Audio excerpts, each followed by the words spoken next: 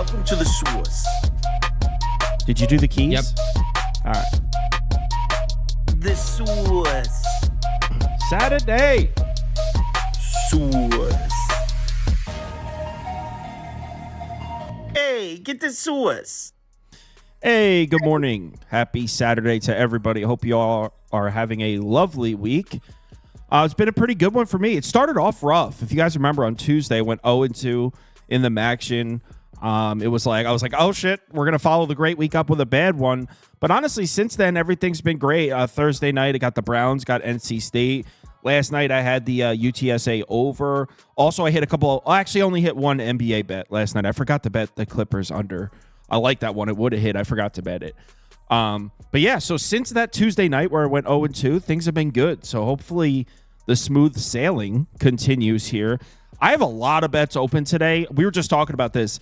I'm not sure how much I even like a lot of them. I think I may have done a little bit of gambling here. I was a little trigger happy last night, just firing bets off. I woke up this morning and looked at my ticket of like that I posted with all my bets, and I was like, holy shit, I may have gone a little crazy here. I'll let you know which ones that I think maybe I'm doing a bit of gambling. But before we start, Andy insisted that he dropped this underdog before we get started. He was like, I need to do it first. It's a lock. I'll start it off. First game we're going to do, actually, Hank Bachmeier higher than 233. Wait, big game Hank? Big game Hank? Big game Hank. I don't necessarily think they're going to keep the game close, and that's kind of part of it. They're going to be throwing the ball a ton in the second half. I think he'll be able to piece them up in against the backups against Miami. I do think they're going to get crushed. Curtis Rourke lower than 223.5. We're going to talk about that one. I think that one's going to be an ugly one. I think he's going to have the same opportunities. I just don't think he's going to be successful in those opportunities. I think they're going to be down by a lot. Sawyer Robertson higher than 237.5. These are all quarterbacks, I'm realizing too. Sawyer Robertson's been amazing in the second half of the season, facing a Houston defense that's fallen off a cliff the second half of the season. I think there's going to be a lot of points in that game. We'll get to that. So yeah, Sawyer higher than 237.5. And then Bryson Daly also higher than 71.5 passing yards. You're probably thinking, why is he taking an Army quarterback throwing the ball? Well, I think in the second half, they're going to have to throw the ball because I think they're going to be getting maybe not blown out, but it's going to be very tough for them to run on Notre Dame. I think they're going to have to use the passing game a little bit, and higher than 71.5. I mean, 71.5 is a low number, and he's actually been somewhat successful throwing the ball this year. So, yeah, all quarterbacks in that one. If you don't have an Underdog fantasy account, the free space today, is that LeBron? That's the king. Let's go. Let's go. LeBron James, what is that? Half what point? That's a half point. Half point. Higher than a half point. So what this means is if you sign up to Underdog Fantasy and use the promo code BET, you can use this in your first PICKEM. It's basically a free leg, as well as you get a sign-up bonus up to $1,000 to deposit match. It's available to any state highlighted in this map in yellow. So if you're in one of those states, use the promo code BET. If you're not, you're shit out of luck. Let's go. Wake Forest, Miami. Wake money line? Let's get started with a bang. No, I mean, Andy, you just gave us a Hank Bachmeier higher than over passing yards. Is that indicative of you liking Wake? Get that Wake plus 23.5 off for me. I don't want that screenshot out there. I don't want that existing in the world. What about you made his name Mr. Dice today? He just likes to roll it. He just likes to roll it. I'm rolling the dice. Yeah. Well, I said it. I do think that this is at some point going to be a blowout. I do think Miami's going to be up by a lot. I do think we can get a backdoor here. If I were leaning aside, I'd go Wake Forest, honestly. I think that they could backdoor cover this thing. 24 is a lot for a Miami team where they'll be getting – I know they had it in the Duke game earlier this year. They got up 21-0 or 21-3. Then they were losing, 33-21 and came back and covered. They've had in some of these games this year, they've had a very weird time covering these numbers when they're up by a lot. I think that we're going to get a second half where they're not going to need to care. They need to keep their guys healthy because at this moment they're in the playoff and they have an ACC. They're going to have an extra game as well, the ACC championship. So, yeah, I think that this is going to be a little bit of a second half cruise mode for Miami, and we're going to get a late cover here from Hank Bachmeier coming down to his final games in college football. I know that's going to be a popular thought today. That this is it for Hank. He's probably got 2 games left, and they're not going to a bowl game. So actually, I think if they win one more, they do go to a bowl game, but they're most likely not winning this one. But I think they keep it close at the end, or not close. They'll lose by like 17. They have to win 2 games. Yeah, they're not going to a bowl game. They're not. They have Duke next week at home. They could beat Duke. I mean, they're going to be catching points at home. They could beat Duke, though. Yeah, they can beat Duke. They won't win this one. The total's at 67.5 for a reason. Both these teams throw the ball. Both these teams move at a quick pace. We've seen this Miami team. I mean, they score a shitload of points. They score a shitload of points fast. But they also are very susceptible to big plays. And his name is Big Game Hank. That's not his real name. That's what we call him sarcastically. But in all seriousness, he's been all right this year. He really hasn't had a bad season at all. When he transferred in here, I bet a lot of Louisiana Tech football last year, and Big Game Hank was the quarterback. That's where I originated the nickname. When he transferred into the ACC, I was like, are you kidding me? Big Game Hank is not an ACC quarterback. I was wrong. He can make the throws. I would go either a Miami first half team total, Miami team total over. I didn't bet this game. I'd go, AJ, put up for me Miami team total over, I guess. I would go somewhere in there. I don't see anywhere on paper that's indicating Wake Forest is capable of making a single stop. But like Andy said, wouldn't be surprised if Hank Bachmeier throws a couple touchdown passes in the fourth quarter. So, yeah, this one doesn't really interest me. Brad? This was actually my best bet that I gave on NBC, and the line got crushed by 20 yards. But my second bet that I gave out is still good. I was on Cam Ward over 324.5 passing yards. Wake Forest third worst pass defense in the FBS there. Secondary is not very good, which, if you can't play Ward at that number, obviously I wouldn't play him at 355. That's ridiculous. I would play Xavier Restrepo, 85.5 receiving yards, play the over. So, in this game, it was I had to decide, will Wake Forest be able to at least keep this relatively close where Miami's still throwing the ball into the third and fourth quarter? My answer is probably yes, because the slow mesh of Wake Forest will probably give the Hurricanes a little bit of fits, and their defense is just not good. I think Hank Bachmeier will do enough to keep this at least, and what I mean competitive, within 2 or 3 touchdowns, not like a 40-point lead going into the fourth quarter where everyone's sitting. Restrepo still leads the team in targets. He's been facing a lot of bracketed coverage, but he had one of his lowest receiving outputs against Georgia Tech. But that was a weird, funky game where Georgia Tech was just literally melting time off the clock, and Cam Ward still threw for 340 yards in that game. I think he goes back to his reliable guy, and it's not like saying he wasn't trying to target him. He still had almost double-digit targets in that game. So I like Xavier Restrepo to go over his. I'd probably bet the plus 24.5 at Wake Forest. I just can't trust Miami's defense to hold anybody down. They are playing at home. I think this is their last home game of the season, too, which makes it a little bit more exciting. All right. Restrepo's the man. I liked him a lot last year. I didn't even know he was this good. I mean, we'll be seeing him on Sundays. Next game, Ole Miss, Florida in the Swamp. I bet this game, this might be one you could throw under the list of Kyle just doing some gambling. Don't even really like it. Got the worst of the number. It's a terrible bet. I have Florida plus 10.5. You could probably get a 13 right now. It's an absolutely awful bet. This is the only action I have open in the early window. And this is one of my smallest bets of the day. So I have Florida plus the points. I'm not going to spend a ton of time talking about it. I will say this year's Florida team does seem a little bit different than the Florida teams we've seen in years past under Billy Napier. I think they believe in what they're doing for the first time. I mean, in recent memory, I think they're believing in Lagway as a quarterback. Florida committed to Billy Napier. They said he'll be back next year, which entering the season is not something we were expecting. This Florida team just has some new life. And if we remove what we know about Florida from previous years and just look at this game through a vacuum of this season, I mean, if you go on 247 talent composite, Florida's 12th, Ole Miss is 20th. Florida might be more talented than Ole Miss. We know Ole Miss is the much better team, but the idea that Florida is just some midget in the SEC compared to powerhouse Ole Miss, just go by the it shouldn't be like that. It is because of what we've seen Florida do in years past. So I don't think it should be double digits, but like I said, it's one of my smallest bets of the day.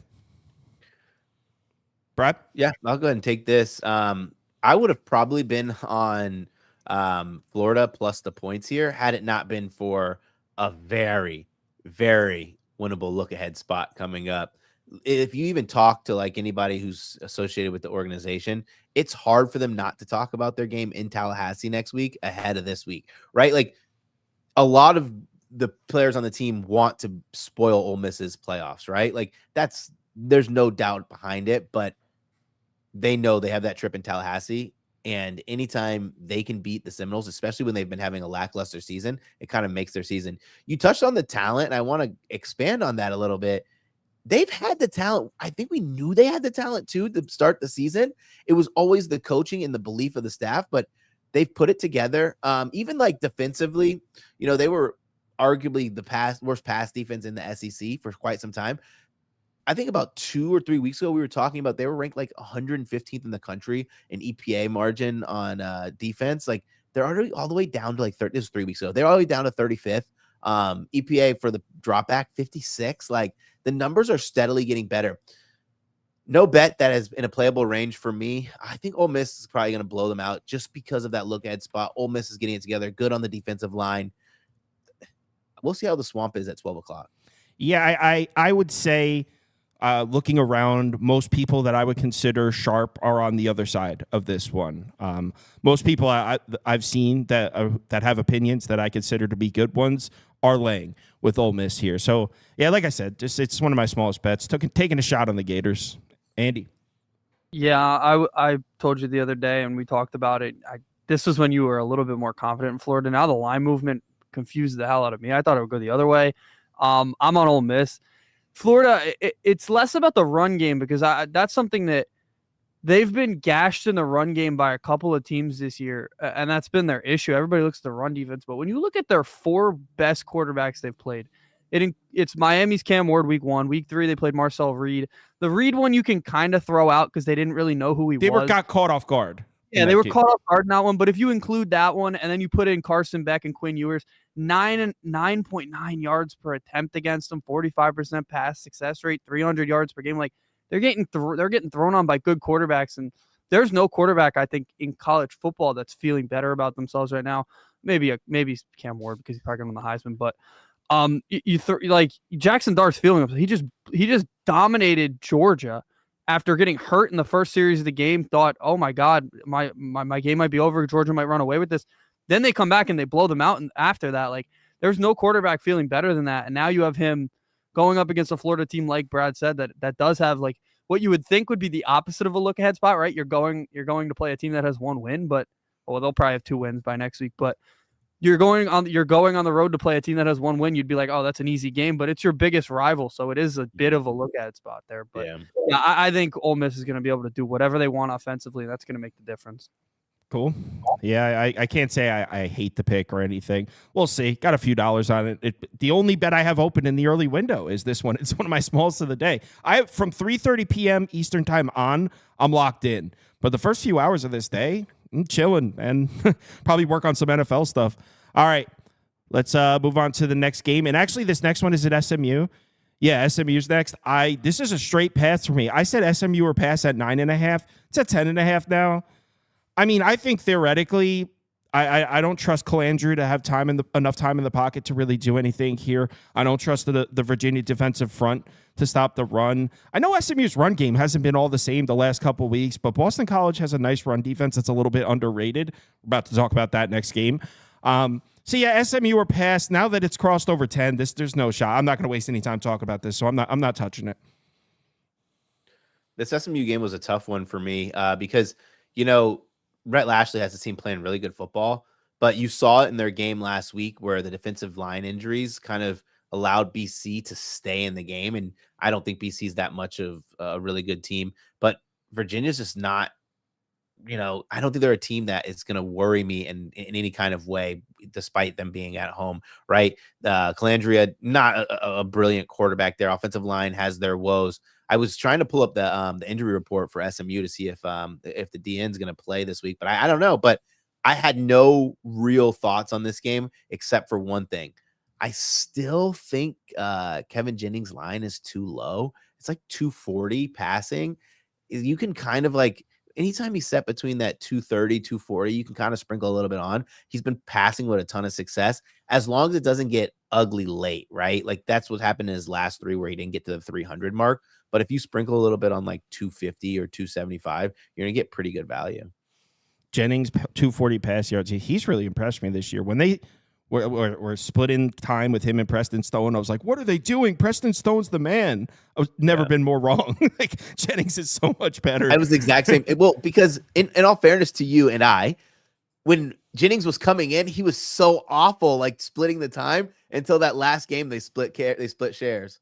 Yeah, I was like, oh, and then after a couple games of Jennings take over the starting job, it's like, oh, these two aren't even close. Like, Jennings is the man. Andy? There's no I mean, there's a few coaches that I was talking a lot of shit about early in the season. Rhett Lashley was one of them because of that decision, because I was like the biggest Preston Stone guy. Since then, Rhett Lashley got a contract extension, and Preston Stone looked awful at his time. So, yeah, I was completely wrong on that one.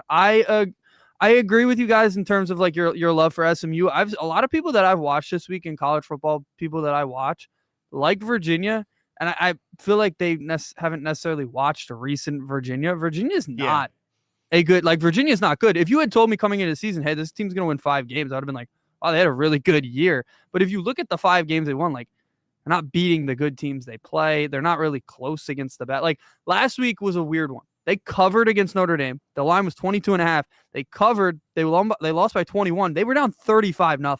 So like it was kind of a fake cover from that standpoint. So they've been a really bad team. SMU, this is a little bit of they had their clunker last week. They played, I mean, they only won by 10 against BC. So they had that kind of weird one.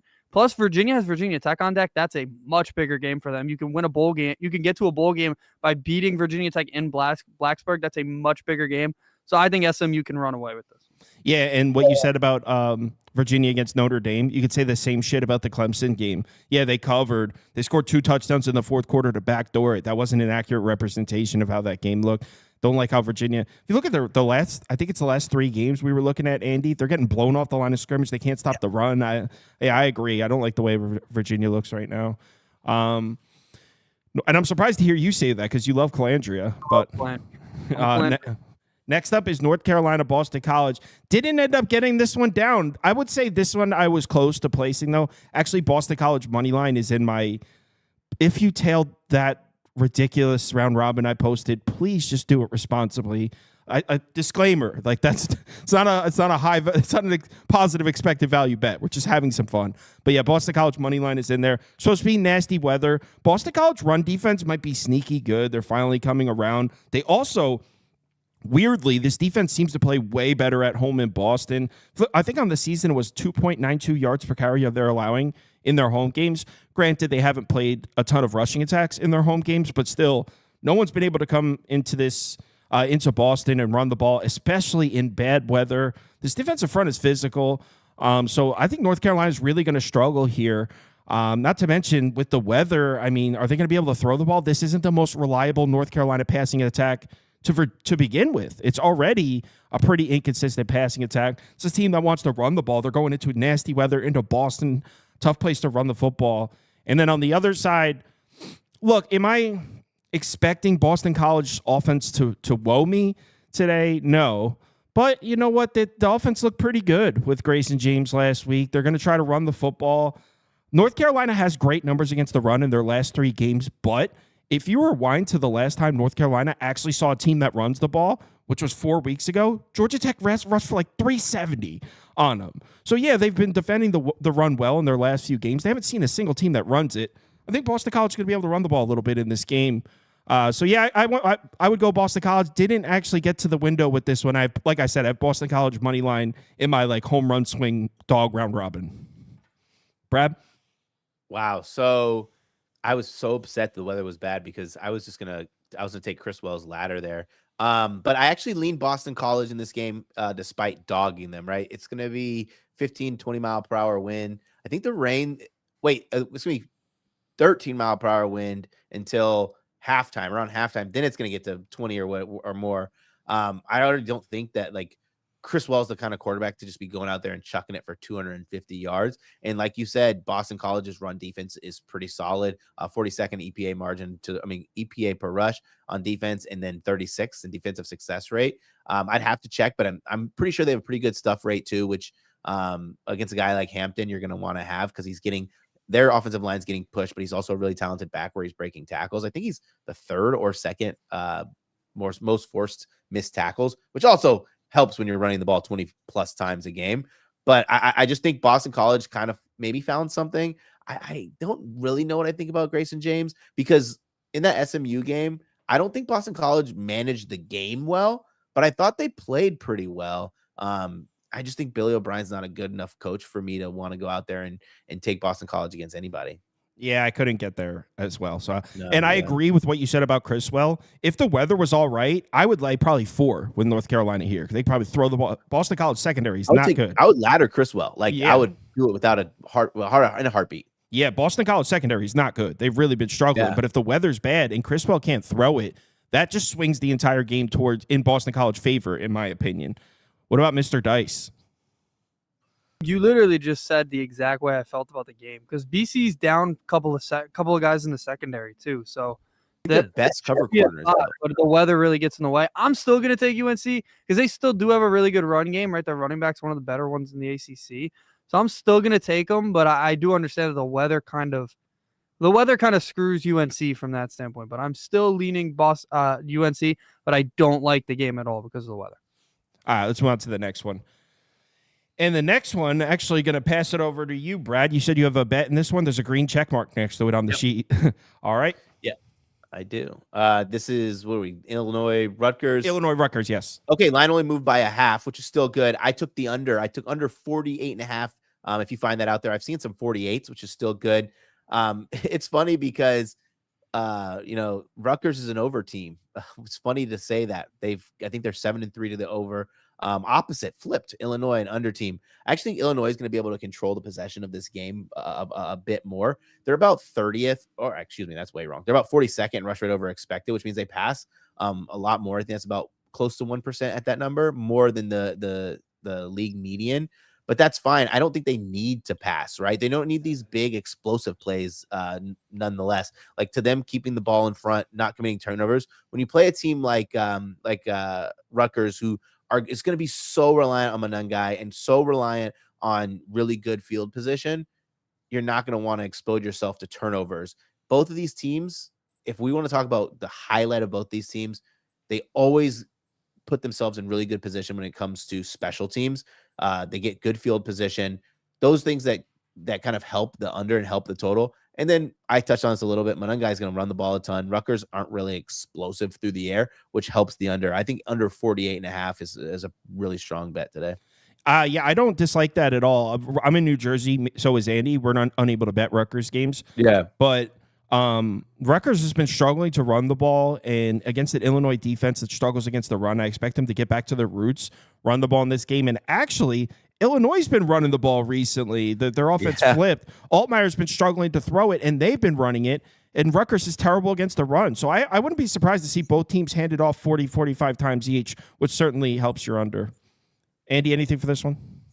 No, I can't bet it. I would lean Illinois, but I can't bet it, so I didn't. Cool. Next game. I was going to lean Illinois also, by the way, but I'm with you. What is up next? Iowa, Maryland. Okay, so when I first looked at this game and recorded that video that we uploaded last night, I said under or pass. So I looked at it early in the week, and the total was 45.5. The line was 6 when I recorded that. So I said under or pass. Obviously, since then, we've seen significant movement. It's supposed to be a lot of wind here, by the way. Weather. Yep. Not playing. What's up? Cade McNamara is not playing. Oh, yeah. Well, wait, McNamara, you mean Sullivan? Nah, dude, both of them. They're on the third string quarterback. Yesterday They announced he just cleared concussion protocol. But it doesn't matter. They don't need him. Yeah, what's the drop off from McNamara to the third string? Honestly, probably not. Yeah, I knew Sullivan was out. I didn't know McNamara was out. I mean, I just assumed Iowa wasn't going to be able to throw the ball anyway, because they don't. But yeah, now that there's going to be some wind here, I don't know how Maryland moves the ball in this game. Now, you could say the same thing about Iowa, because Maryland does have a tough defensive front, but Iowa's been running the ball on tough defensive fronts. So, I'm not expecting Iowa to do much here offensively. My original pick was under 45.5, but if you can get Iowa at 3.5, I say do it. I'm seeing mostly 4s now. There were 3.5s out. I don't think they're – let me see. I don't know if you could still get them.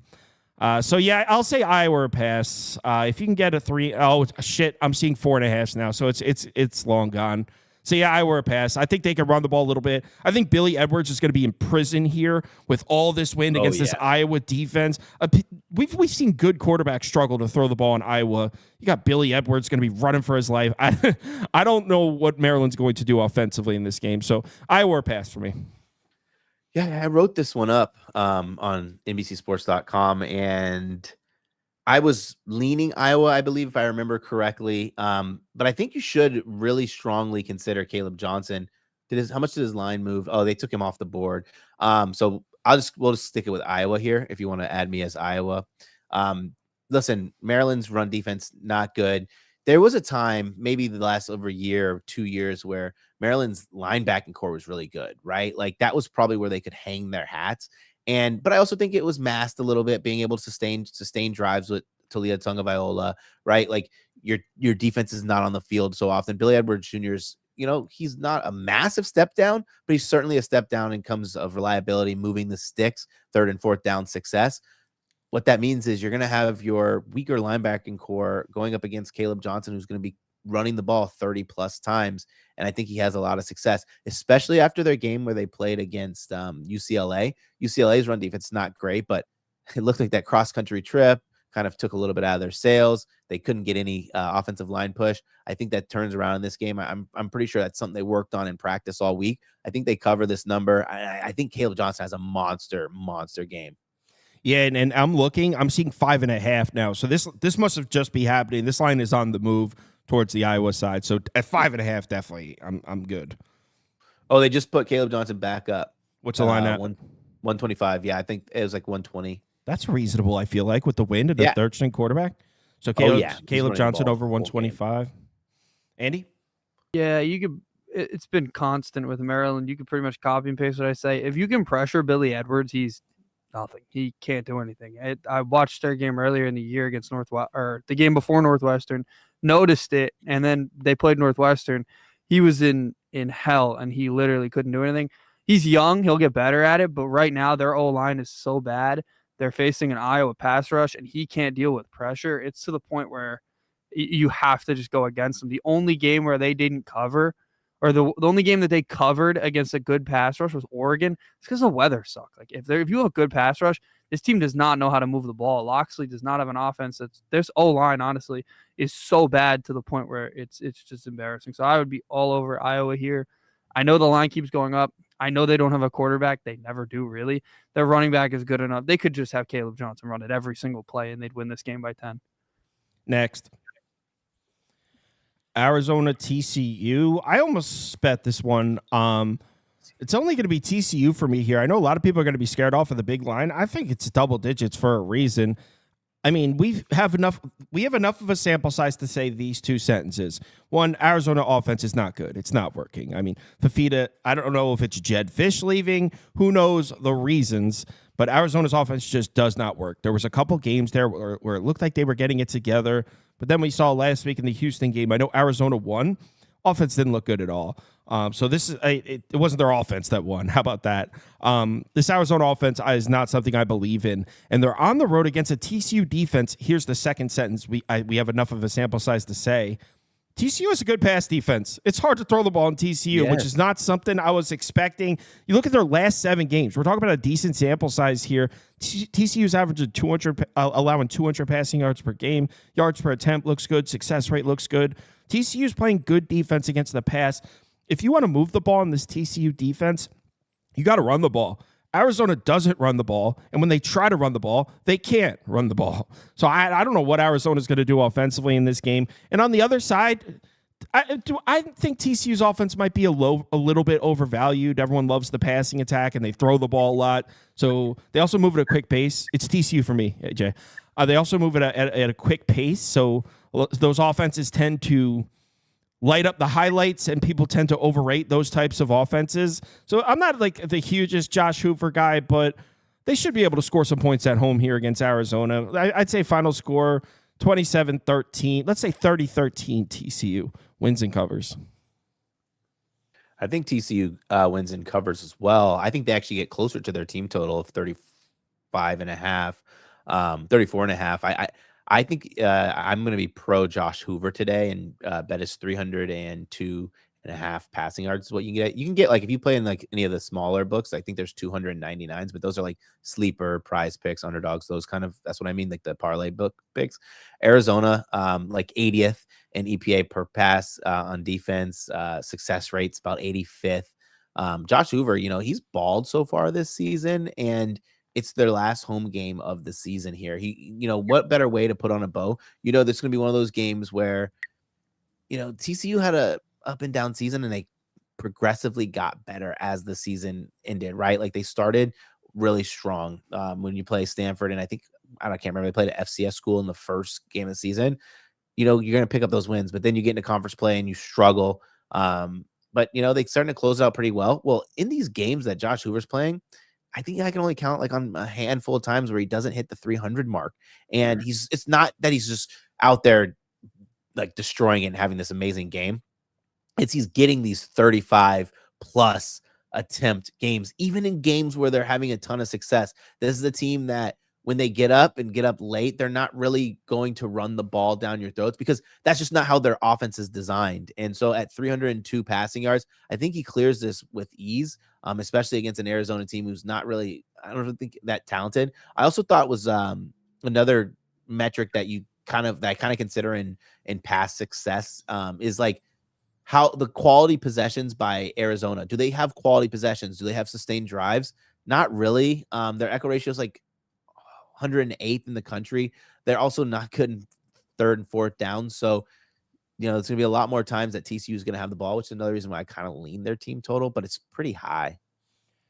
Andy? There's no team that I'm more disappointed in than Arizona. Obviously, I really liked this team. I had them winning the Big 12. That's clearly been gone and out the window a long time ago. And a big reason for it, I mean, it's not the only reason, but this team on the road this year has been god-awful. They have played one good defensive road game. And this is not a bad defense. They're not that bad of a defense. Their only good road defensive game was against Utah. What an offense to face. So, I wanted to get to them because there's no team I like seeing. They looked pretty good last week, although they really weren't throwing the ball well. But I couldn't get there. This feels like a beautiful spot for Fafita to struggle again and for Hoover to throw all over the place. I don't know what I'm missing from that standpoint. Like these teams are, in terms of the way they've played, teams are like 17 points different. Like this Arizona team's really bad when they're bad, and their offense didn't really look good against Houston. They played a terrible team that's playing even worse than them. So yeah, I wanted to get there with Arizona. Trust me, but there's nothing. They're just so bad. They're bad, period, but they're worse on the road. So like there's no way I could get to them. Next. Kentucky, Texas. Oh. Andy, is this Kentucky team feisty enough to take a look here? I kind of think they are. Me too. I hate it. I hate that I like it. The thing is the defensive front. Like, look, don't get me wrong. Brock Vandegrift's not going to be able to do anything in this game. He's going to be in hell, right? Their O-line hasn't been blocking that great, and he can't handle pressure. Plus, he can't really throw when it's a clean pocket either. He's not very good, period. But the difference is like the Kentucky defensive front can cause issues, and Quinn Ewers and them, they can't necessarily deal with that. They couldn't deal with it against Georgia, and that was a Georgia pass rush that isn't really having that great of a year. And you're comparing that to a Stoops defensive line, who they're really good. It's the only unit on the team that's like good. They can run the ball a little bit on offense, so maybe they can get that done. But I think this is a low scoring. The total shows that. I think it was a really low scoring game. So 21 points in what I think is going to be a low scoring game. I certainly think that Kentucky can cover that. So yeah, I think Kentucky keeps it within 23 touchdowns. So yeah, Kentucky. Agreed. You can put Kentucky up for me too. Well, obviously the two games jump out at us here. The Ole Miss game where Kentucky won, and the Tennessee game where that game came down to the wire. In fact, if Brock Vandegrift doesn't get hurt, that's probably a game that comes down to the last possession. They were playing Tennessee tough. So not only has Kentucky shown us they can play these elite SEC teams tough, but also on the other side, we've seen the Texas offense just completely fall off a cliff since SEC's play started.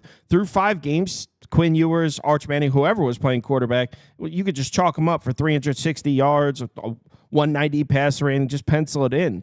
Since SEC play started, the Texas passing production has fallen off a cliff. In fact, in the last 5 games, they don't even have positive passing numbers. I mean, the efficiency is down, success rate is down.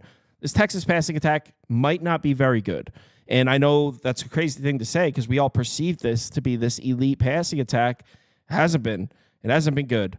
So I look, is Texas better than Kentucky? Of course. Is that Texas defensive front going to be a nightmare matchup for Vandegrift and Kentucky's offense? Of course. But I think Kentucky's defense is capable of making stops in this game. 20.5 feels too much. Feels like too many points, in my opinion. Brad? I like under 47. And this is one of those games where if you look at stats and you look at the data and you're like, wow, I look at this Kentucky team, just look at success rate and we'll go with success rate and then just the splits between EPA, you know, and you don't actually watch them play, you would think that Texas go out there, score 35 points, but that's just not true. You dig down a little bit deeper.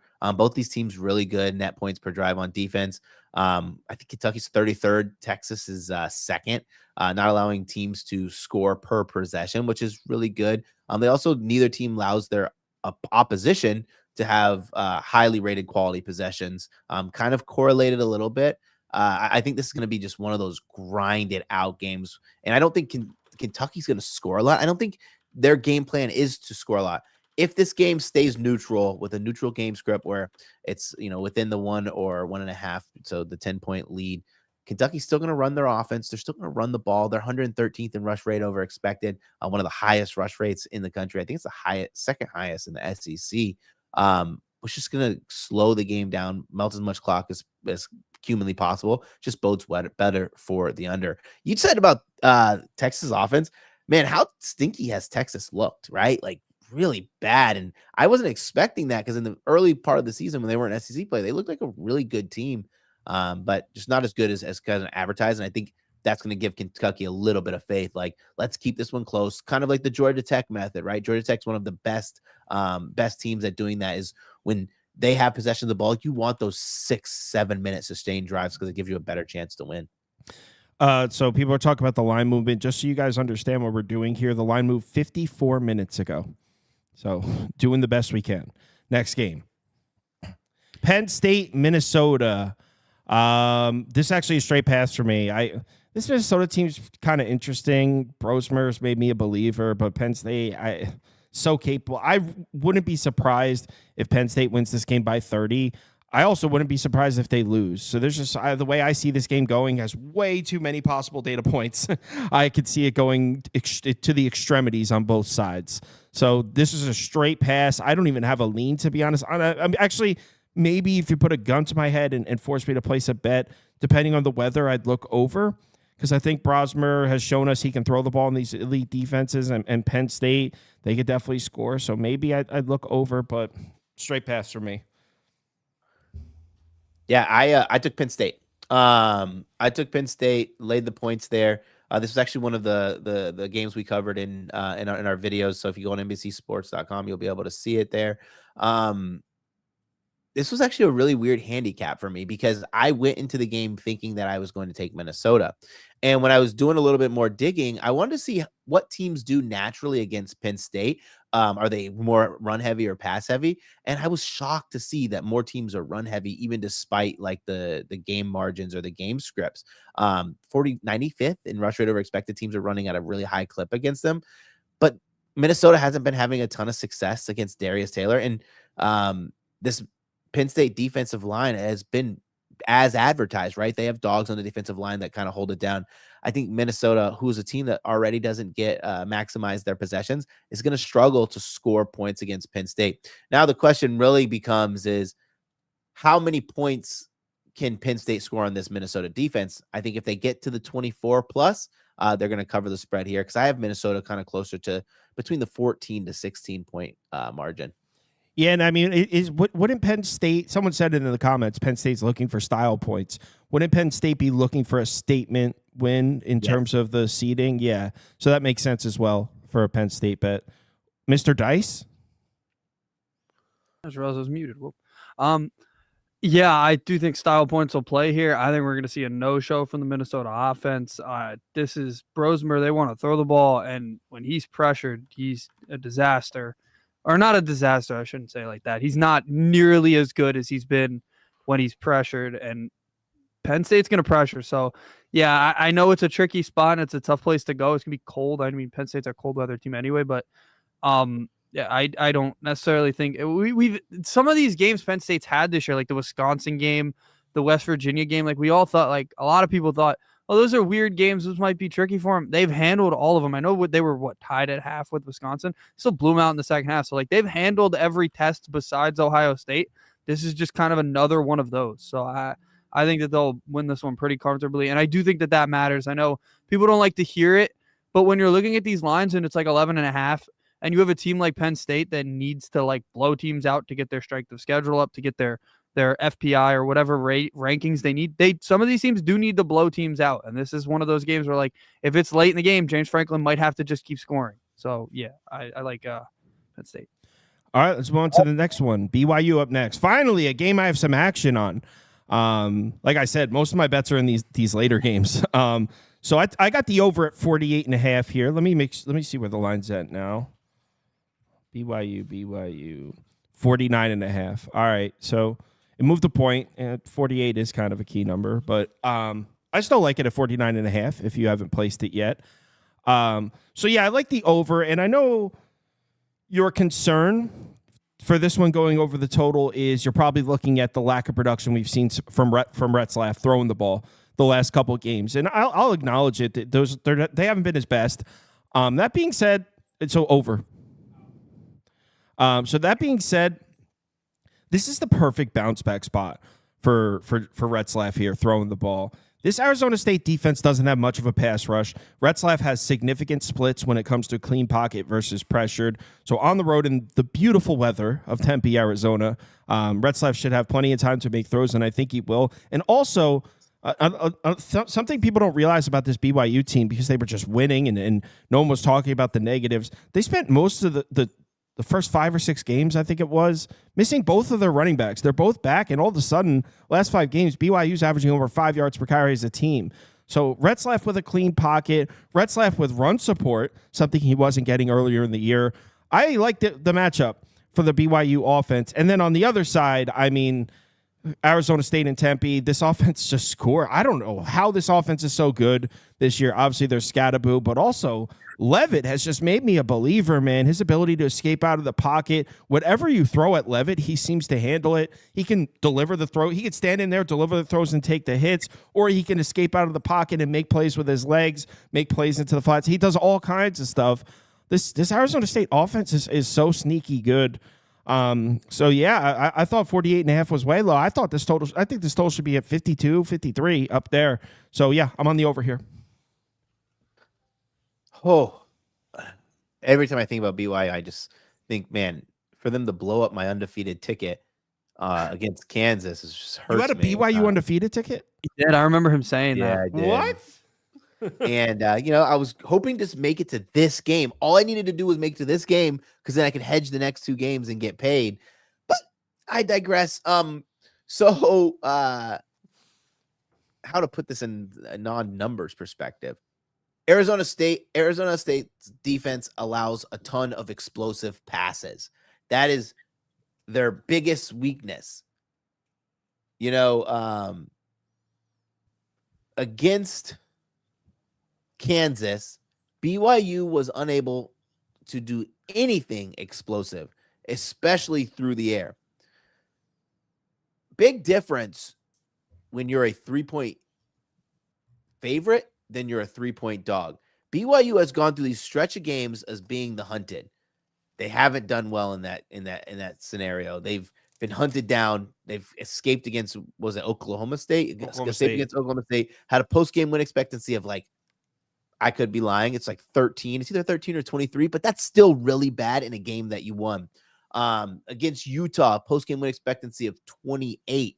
Against Kansas, post-game win expectancy of 27. 3 really bad games where they were hunted. I feel like it switches a little bit. I think the pressure is off them in terms of keeping that perfect season alive, because to be undefeated, you have to be perfect throughout the year, or at least you have to be able to handle adversity well. I didn't take a bet in this game, but I just thought that it's something that we should at least pay attention to see how they respond. It's a team that dropped 8 rankings points who, they feel they were done unjustly. And I think that they might respond well in this game. All right. Andy? You could pretty much copy and paste what Kyle said about this one. I have the over as well. He said it all. I think that there's going to be a lot of points here.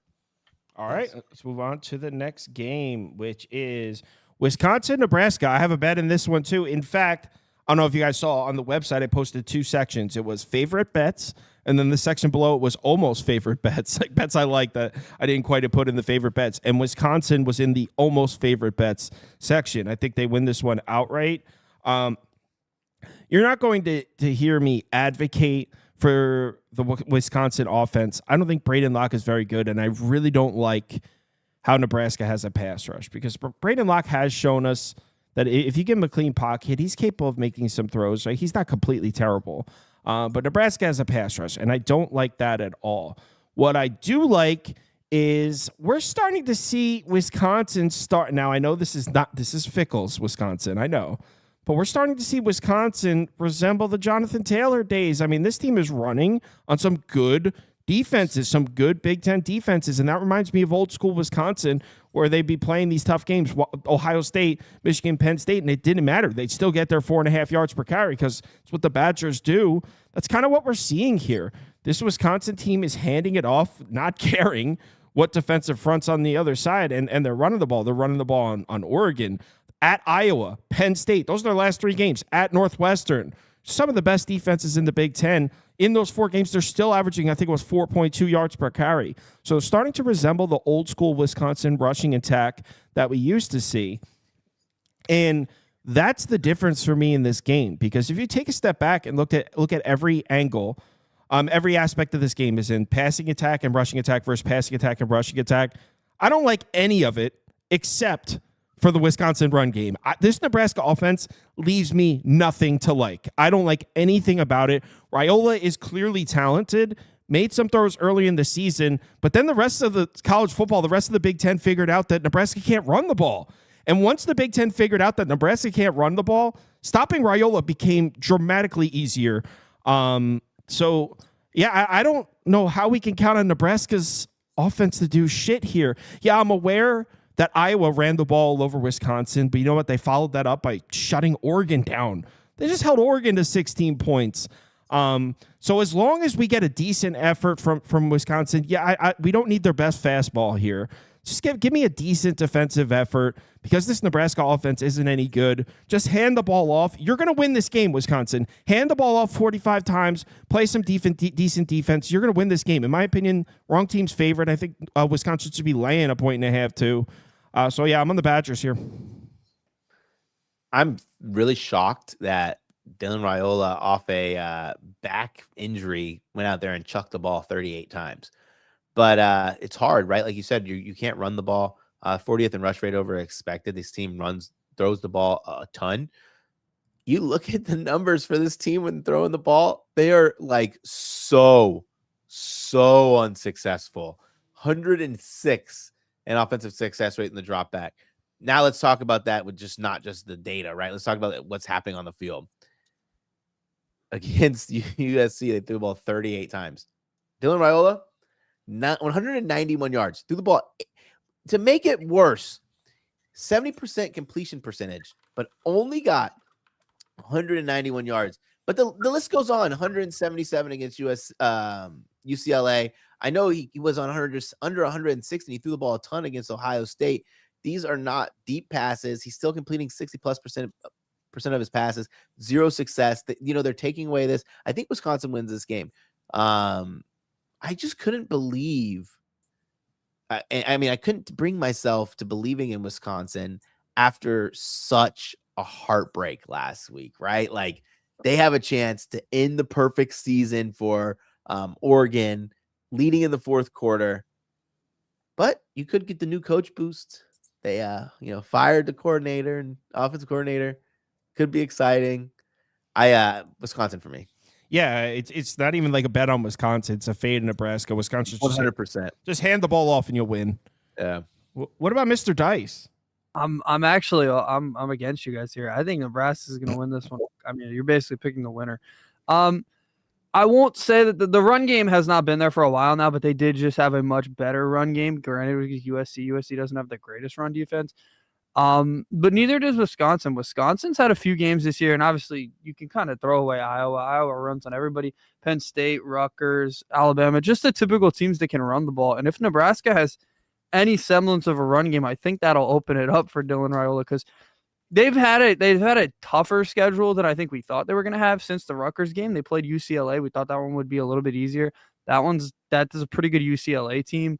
Obviously, they had to play USC last week in LA, so that wasn't exactly an easy one either. So they've had a tough one. They every year, back-to-back years now, it's been the exact same thing. They need to win one more game to make a bowl, and they just can't do it. I think they're like 0-9 now with 5 wins. They just need to win one. I think today's the day they finally break through. The run game just looked a lot better last week, so I think they'll just be able to run the ball, and it'll open it up for Raiola. So, Thanks for tuning in to another episode of Bad Picks with Andy. Next. Dylan Raiola guaranteed a win. He said they're going to win and they're going to be bowl eligible. He guaranteed it. Guaranteed it. I'm doubling Kiss down. of death. Kiss of death. Doubling down on Wisco. I actually don't like that. That's some confidence. Stanford Cal, straight pass for me. I don't even like this Cal team enough to lay 14.5. I'd probably lean Stanford, but the thing is, Stanford's been running the ball a little bit. They're not a rushing attack at all, but they've been showing a little bit of signs. I kind of like Cal's defensive front, so I don't know how much Stanford's able to do offensively in this game. Maybe an under a pass, but I got nothing. I'll go quickly because I'm very similar. I'd be on Stanford covering, but this is Cal's last shot to make a bowl. They play SMU next week. They're not beating SMU, so this is their last shot to make a bowl. I do think they'll win, but 14.5 with Cal is ridiculous. So we can just skip this one if we want, guys. Yeah, pretty good. Yeah. I don't have anything. All right, yeah, let's just move to the next one, a better game. Northwestern Michigan. I got a bet in this one, and you're all gonna hate it. It's disgusting. I laid it. I got Michigan minus 10.5. It's filthy. It's a filthy thing to lay 10.5 points with one of the worst offenses in the conference. But I did.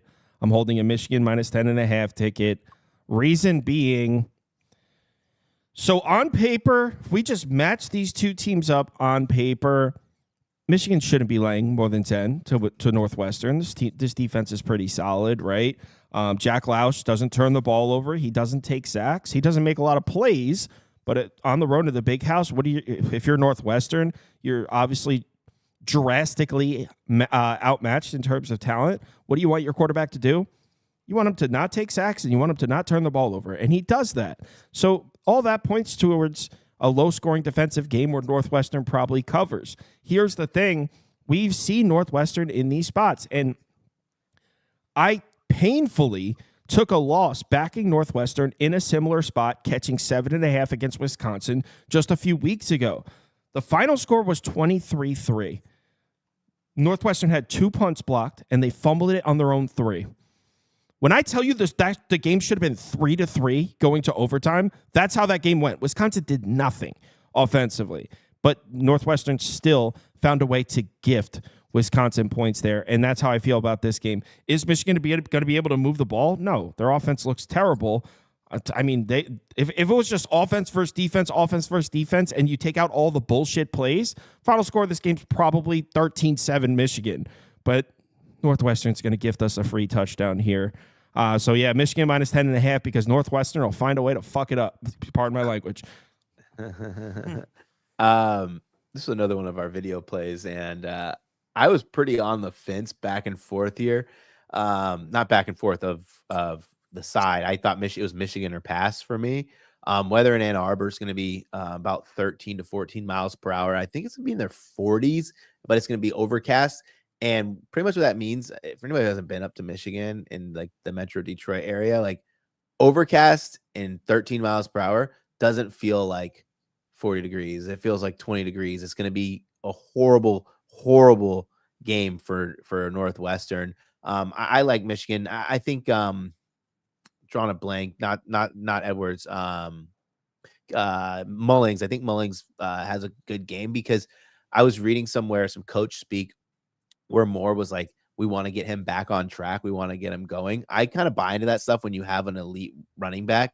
So I think that kind of pulls them across the line. I lean the 10.5. Someone said look ahead spot for Michigan. was- You could say that, but Michigan's at 5 wins. If they lose this game, they might not even get a bowl game. I'll be honest with you. I don't think that's. What do you enough. mean? No, I know that makes sense what you just said, but for any other program that would matter. I think if Michigan had it their way, they wouldn't make a bowl game this year. This has been a disaster season for them. They're already worried about what quarterbacks will be playing for them next year. The only thing on their minds right now is next year and next week. They don't care about Northwestern. This game means nothing to them. That's why I don't think they're covering. There's not only just pure football, them covering 10.5. I get it. Northwestern's really bad. Michigan's offense is so bad that them covering 10.5 is a joke to me. But also the fact that you have the factor that they play Ohio State next week. That's a huge game. They would love to ruin Ohio State's chances to go to the playoffs. And they don't care about this season. If they go to a bowl game, what does that mean to them? That means literally nothing. They won the national championship last year. They don't care about a bowl game. So I don't think that means anything. Their fans have moved on. I think Sharon Moore's moved on. I think the team overall has moved on. So I don't think they care at all. And what Northwestern, this is these guys' chance. Most of these guys are from the Midwest. This is a great chance for them to go into the big house and play.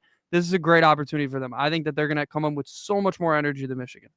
Can I add one more thing when you're done? Go ahead. I know you want to respond to that. I know you want to. I was just going to say, what a bunch of horse shit. Oh,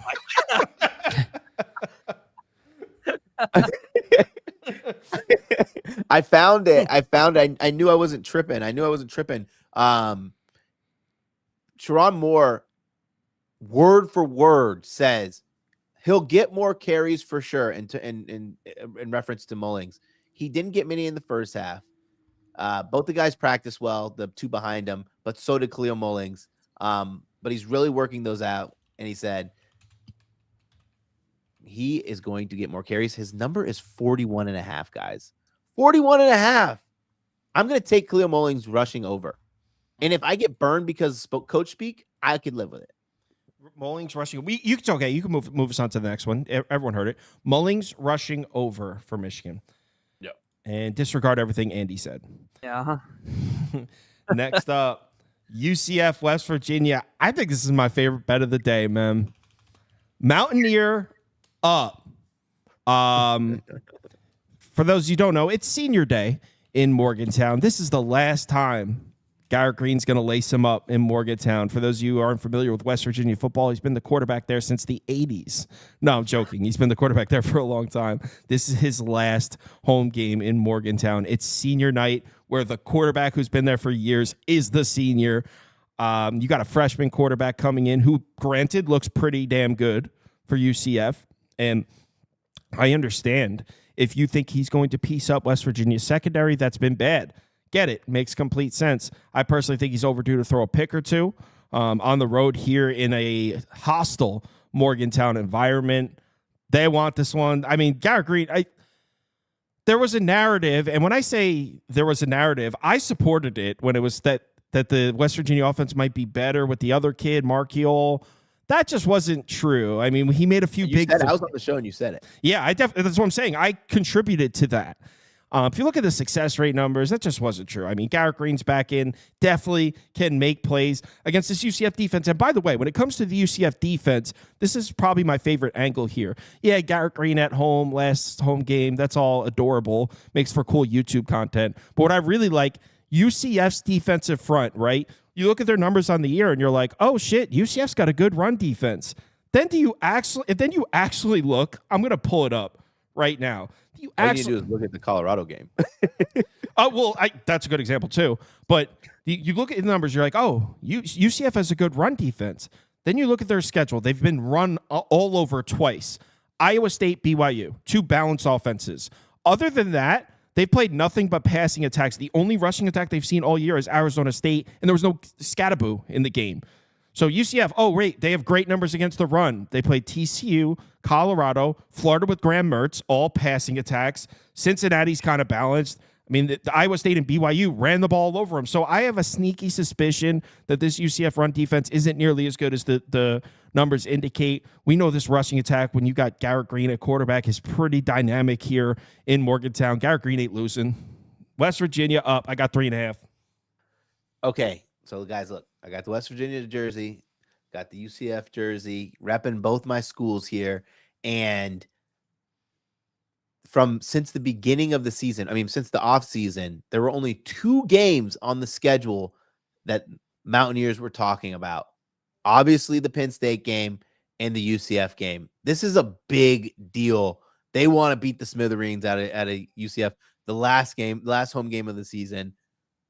I lean West Virginia. I don't have a bet. I just thought that was really important to note how important this game is to the Mountaineers. They're winning. Dice? Yeah, I don't need to reiterate everything you said. That you nailed it. I think the atmosphere will be crazy. It's his last game. I do think that their offense is going to be better next year with the quarterback. I don't know how to say his last name. I'm sorry. I'm just going to call him Nico. He actually earned the name Nico. So yeah, I would lean well at home. I don't think they've been dogs at home, but to the Penn State game this year, they're very good at home. They're much better at home besides that game, and there was weather in that game too. So yeah, I like this West Virginia team in this one. All right, next up. Someone's saying we got basketball on the show. No, that up next graphic is there's wrong. There's an Alabama-Purdue game in there for some reason. And TCU Michigan, the up next graphics aren't right. Next is a little messed up. But it readjusts at game 17. Okay. It readjusted game 7. Okay, cool. So the up next is wrong, but it's only wrong for 2 games, and then it gets back. So bear with us. So is Texas Tech up? All right, it's not exactly a heater. So Texas Tech, Oklahoma State. So when I saw this, right, I was like, oh my God, Texas Tech, hammer it. Oklahoma State is terrible. I mean, what are they? They have their 7th loss now. They're no longer bowl eligible, even if they win out. What are they playing for? Is Gundy even still going to be around? I mean, this Oklahoma State team looks terrible. Can't stop anybody. Playing for nothing. Except before I went and bet it, and I didn't bet this, I took a look at Texas Tech, and things are not going well for them either, man. They don't look very good. So it's only Texas Tech for me now because Oklahoma State is a straight fade. I do think, you know what's interesting, though? Tell me the funniest, or not funniest, I should say, the most college football thing ever to happen. So for those of you that aren't familiar with the Big 12 playoff situation, if Colorado beats Kansas, we're going to be talking about that game in just a minute. If Colorado beats Kansas tonight, they're pretty much walking into the Big 12 championship game. They have 1 game left, and everyone's just looking past it. Oklahoma State. Tell me how college football would be for Colorado to beat Kansas tonight and then get Gundied on Thanksgiving weekend. I just feel like that's so college football. Colorado will be laying probably like 13 in that game at home in Boulder, and Gundy comes into Boulder and Gundies them. I swear I could see it happening. But yeah, it would only be Texas Tech for me here. Oklahoma State looks terrible. Texas Tech should be able to score plenty of points. Baron Morton should have a big game. But things aren't right in Texas Tech. Like a lot of the problems I was just describing Oklahoma State having, Texas Tech's having some of the same problems. So Texas Tech or pass for me. I would lean the other way. I'd be Oklahoma State or pass. Don't love the game. I get it. The football wise, this team's awful. Texas Tech has not been able to throw the ball lately, but I think everyone on earth could throw on Oklahoma State. But last game in Oklahoma State, probably last game for Gundy. I think that there's a little bit of magic there. I think they lose. They could lose by a field goal. You cover it there. This is a high number for a team that's not doing the one thing they do well, throw the ball. Going on the road now, it doesn't magically just happen. So, yeah, I would take Oklahoma State. Rap? You know, it's weird. Ollie Gordon had his first game of 20-plus carries against an FBS opponent last week. And I didn't even think it was like the great situation for him to get a ton of carries. His rushing total was like 60 or 70. It's 90 this game. I kind of leaned them going over 90.5. I just feel like Gundy was like, you know what? F it, dude. Like, we haven't had the season we want. Give the bell cow the ball. They got beat by, what did they lose, like 25 points or something? Like, it was still a game where he ran the ball a ton. I don't have a lean on the side of the total in this game. I just feel like they're just going to hand the ball to Gordon a bunch. I could see that. Yeah, like I said, if Texas Tech looked slightly better, I'd be down to lay here. It's just laying 4.5 on the road. I better really like the team, and I don't really like Texas Tech right now. So let's go on to the next game. Gab's in the comments talking about Colorado. No one cares, Gab. Next up. She's a friend. I'm joking. Next up is Pitt, Louisville. had a period of time where I was like, okay, I'm laying here with Louisville. And then I read something that Yarnell is going to remain the starter. I kind of liked the way he looked. Yeah. And part of me is like, hey, maybe this Pitt's team is just magical with Yarnell in there. I had Pitt team total under 21.5 last week. Barely hung on to that. They were driving at the end of the game. That would have lost me the bet. They could have beat Clemson last week. I just put Pitt up for me. Didn't bet this game. We don't even know if Yarnell's going to be playing quarterback. I think Holstein has been medically cleared, but from what I read, it wasn't made 100% clear whether they were going to even bring Holstein back in the game. Keep in mind, Holstein started off the season slinging the ball. That hasn't been the case his last few games out there. The passing production for Pitt has dropped. It's kind of fell off a cliff, and Yarnell came in and, like I said, almost beat Clemson. So it's Pitt or pass for me. I bet this line this morning, and I'll be honest, I didn't have a really good reason besides this dude's just been balling out. And I took Ja'Cory Brooks over 90.5 receiving yards. It's still, I just checked. It's still, you could still get it at that number. Man, outside of the Clemson game, right? Like a game where he was limited, the secondary pretty much held him in check. He's been 100+ receiving guy. He's proved to be Tyler Shuck's reliable guy. What's funny is his role kind of, I don't know if his role changed, but what happened on the field changed a little bit. Earlier in the season, it would be the big bombs, 40-yard catches that would help him propel his over. And then it moved to, I'm going to target you 10, 12, 15 times in a game. And I think Ja'Cory Brooks is a reliable number. And I don't have it in like, I normally when I bet player props, I love to have some real statistical backing to it, other than he just has a really high hit rate. But the dude's he's getting the targets, he's getting the carries, and he's going over this number frequently. Ja'Cory Brooks over. Andy? I have the under. So Pitt early in the year was a high-scoring team, fast-paced team, completely different from the way they ran last year. I know the quarterback's different now. It might be Yarnell. He did have a really good game against Clemson, or at least number-wise. They scored well. But I think that was his one good game. He's going to be under pressure here. Louisville has the one thing they can hang their hat on is they have a really good pass rush. I think he'll be under pressure. He didn't handle pressure well. Holstein doesn't really handle pressure well, so if he plays. So I don't really see a lot of scoring coming from the Pitt side. These numbers have not adjusted for Pitt. These were the exact numbers we were pretty much getting in terms of a total when they were playing well on offense. So they have not really adjusted too well. I have taken Pitt unders in back-to-back weeks now, and they hit the total game unders, and they fit both weeks. And this one, I don't see any reason why not. Louisville's not playing that well either. So I think both teams are going to struggle. I don't think this is a shootout. So 57.5, way too high. So I'd be under. Next. I don't hate that under, by the way. It's about time. Did they switch the play caller? Because you remember in the beginning of the year, they had a new play caller. Narduzzi gave this guy play, and it was like, we're playing fast paced. Did they switch away from that guy? No, they just got worse at it. Okay, fair enough. That was what happened. Yeah, I remember that because remember we were talking about that on the show about how Pitt. West Carolina, I think. Yeah. right, next up is Mizzou, Mississippi State. I guess coming off the bye, I could see an avenue to Mississippi State being sneaky here. This team's defense, Mississippi State defense is so goddamn bad, man. It's bad. I took Mississippi State again at home against Arkansas. Took the +7. I really liked it too. It was one of my favorite bets of the day. Mississippi State at home +7 against Arkansas. I like the spot. Looked like a perfect letdown spot for Arkansas coming off a big win. I liked everything about it. They got boat raced. Arkansas scored like 70 points in the game. So this Mississippi State defense, I mean, yes, they're an SEC team, but their defense plays at a Conference USA level. I just can't. I don't know. I guess over. I couldn't. I know that like the quote unquote sharp play is to take Mississippi State off the bye, take more than a touchdown. Missouri sell high spot. They've looked awful all year, and Brady Cook looks good, and now all of a sudden we're laying more than a touchdown. What the hell? Take Mississippi State. I can't do it because this defense truly makes me sick. So over or pass. You know, I really want to bet Missouri team total over, but I can't get there. But you get Brady Cook back. And I looked at like some of the wide receiver numbers. They're higher than they normally are. And this is a team that desperately needs some momentum.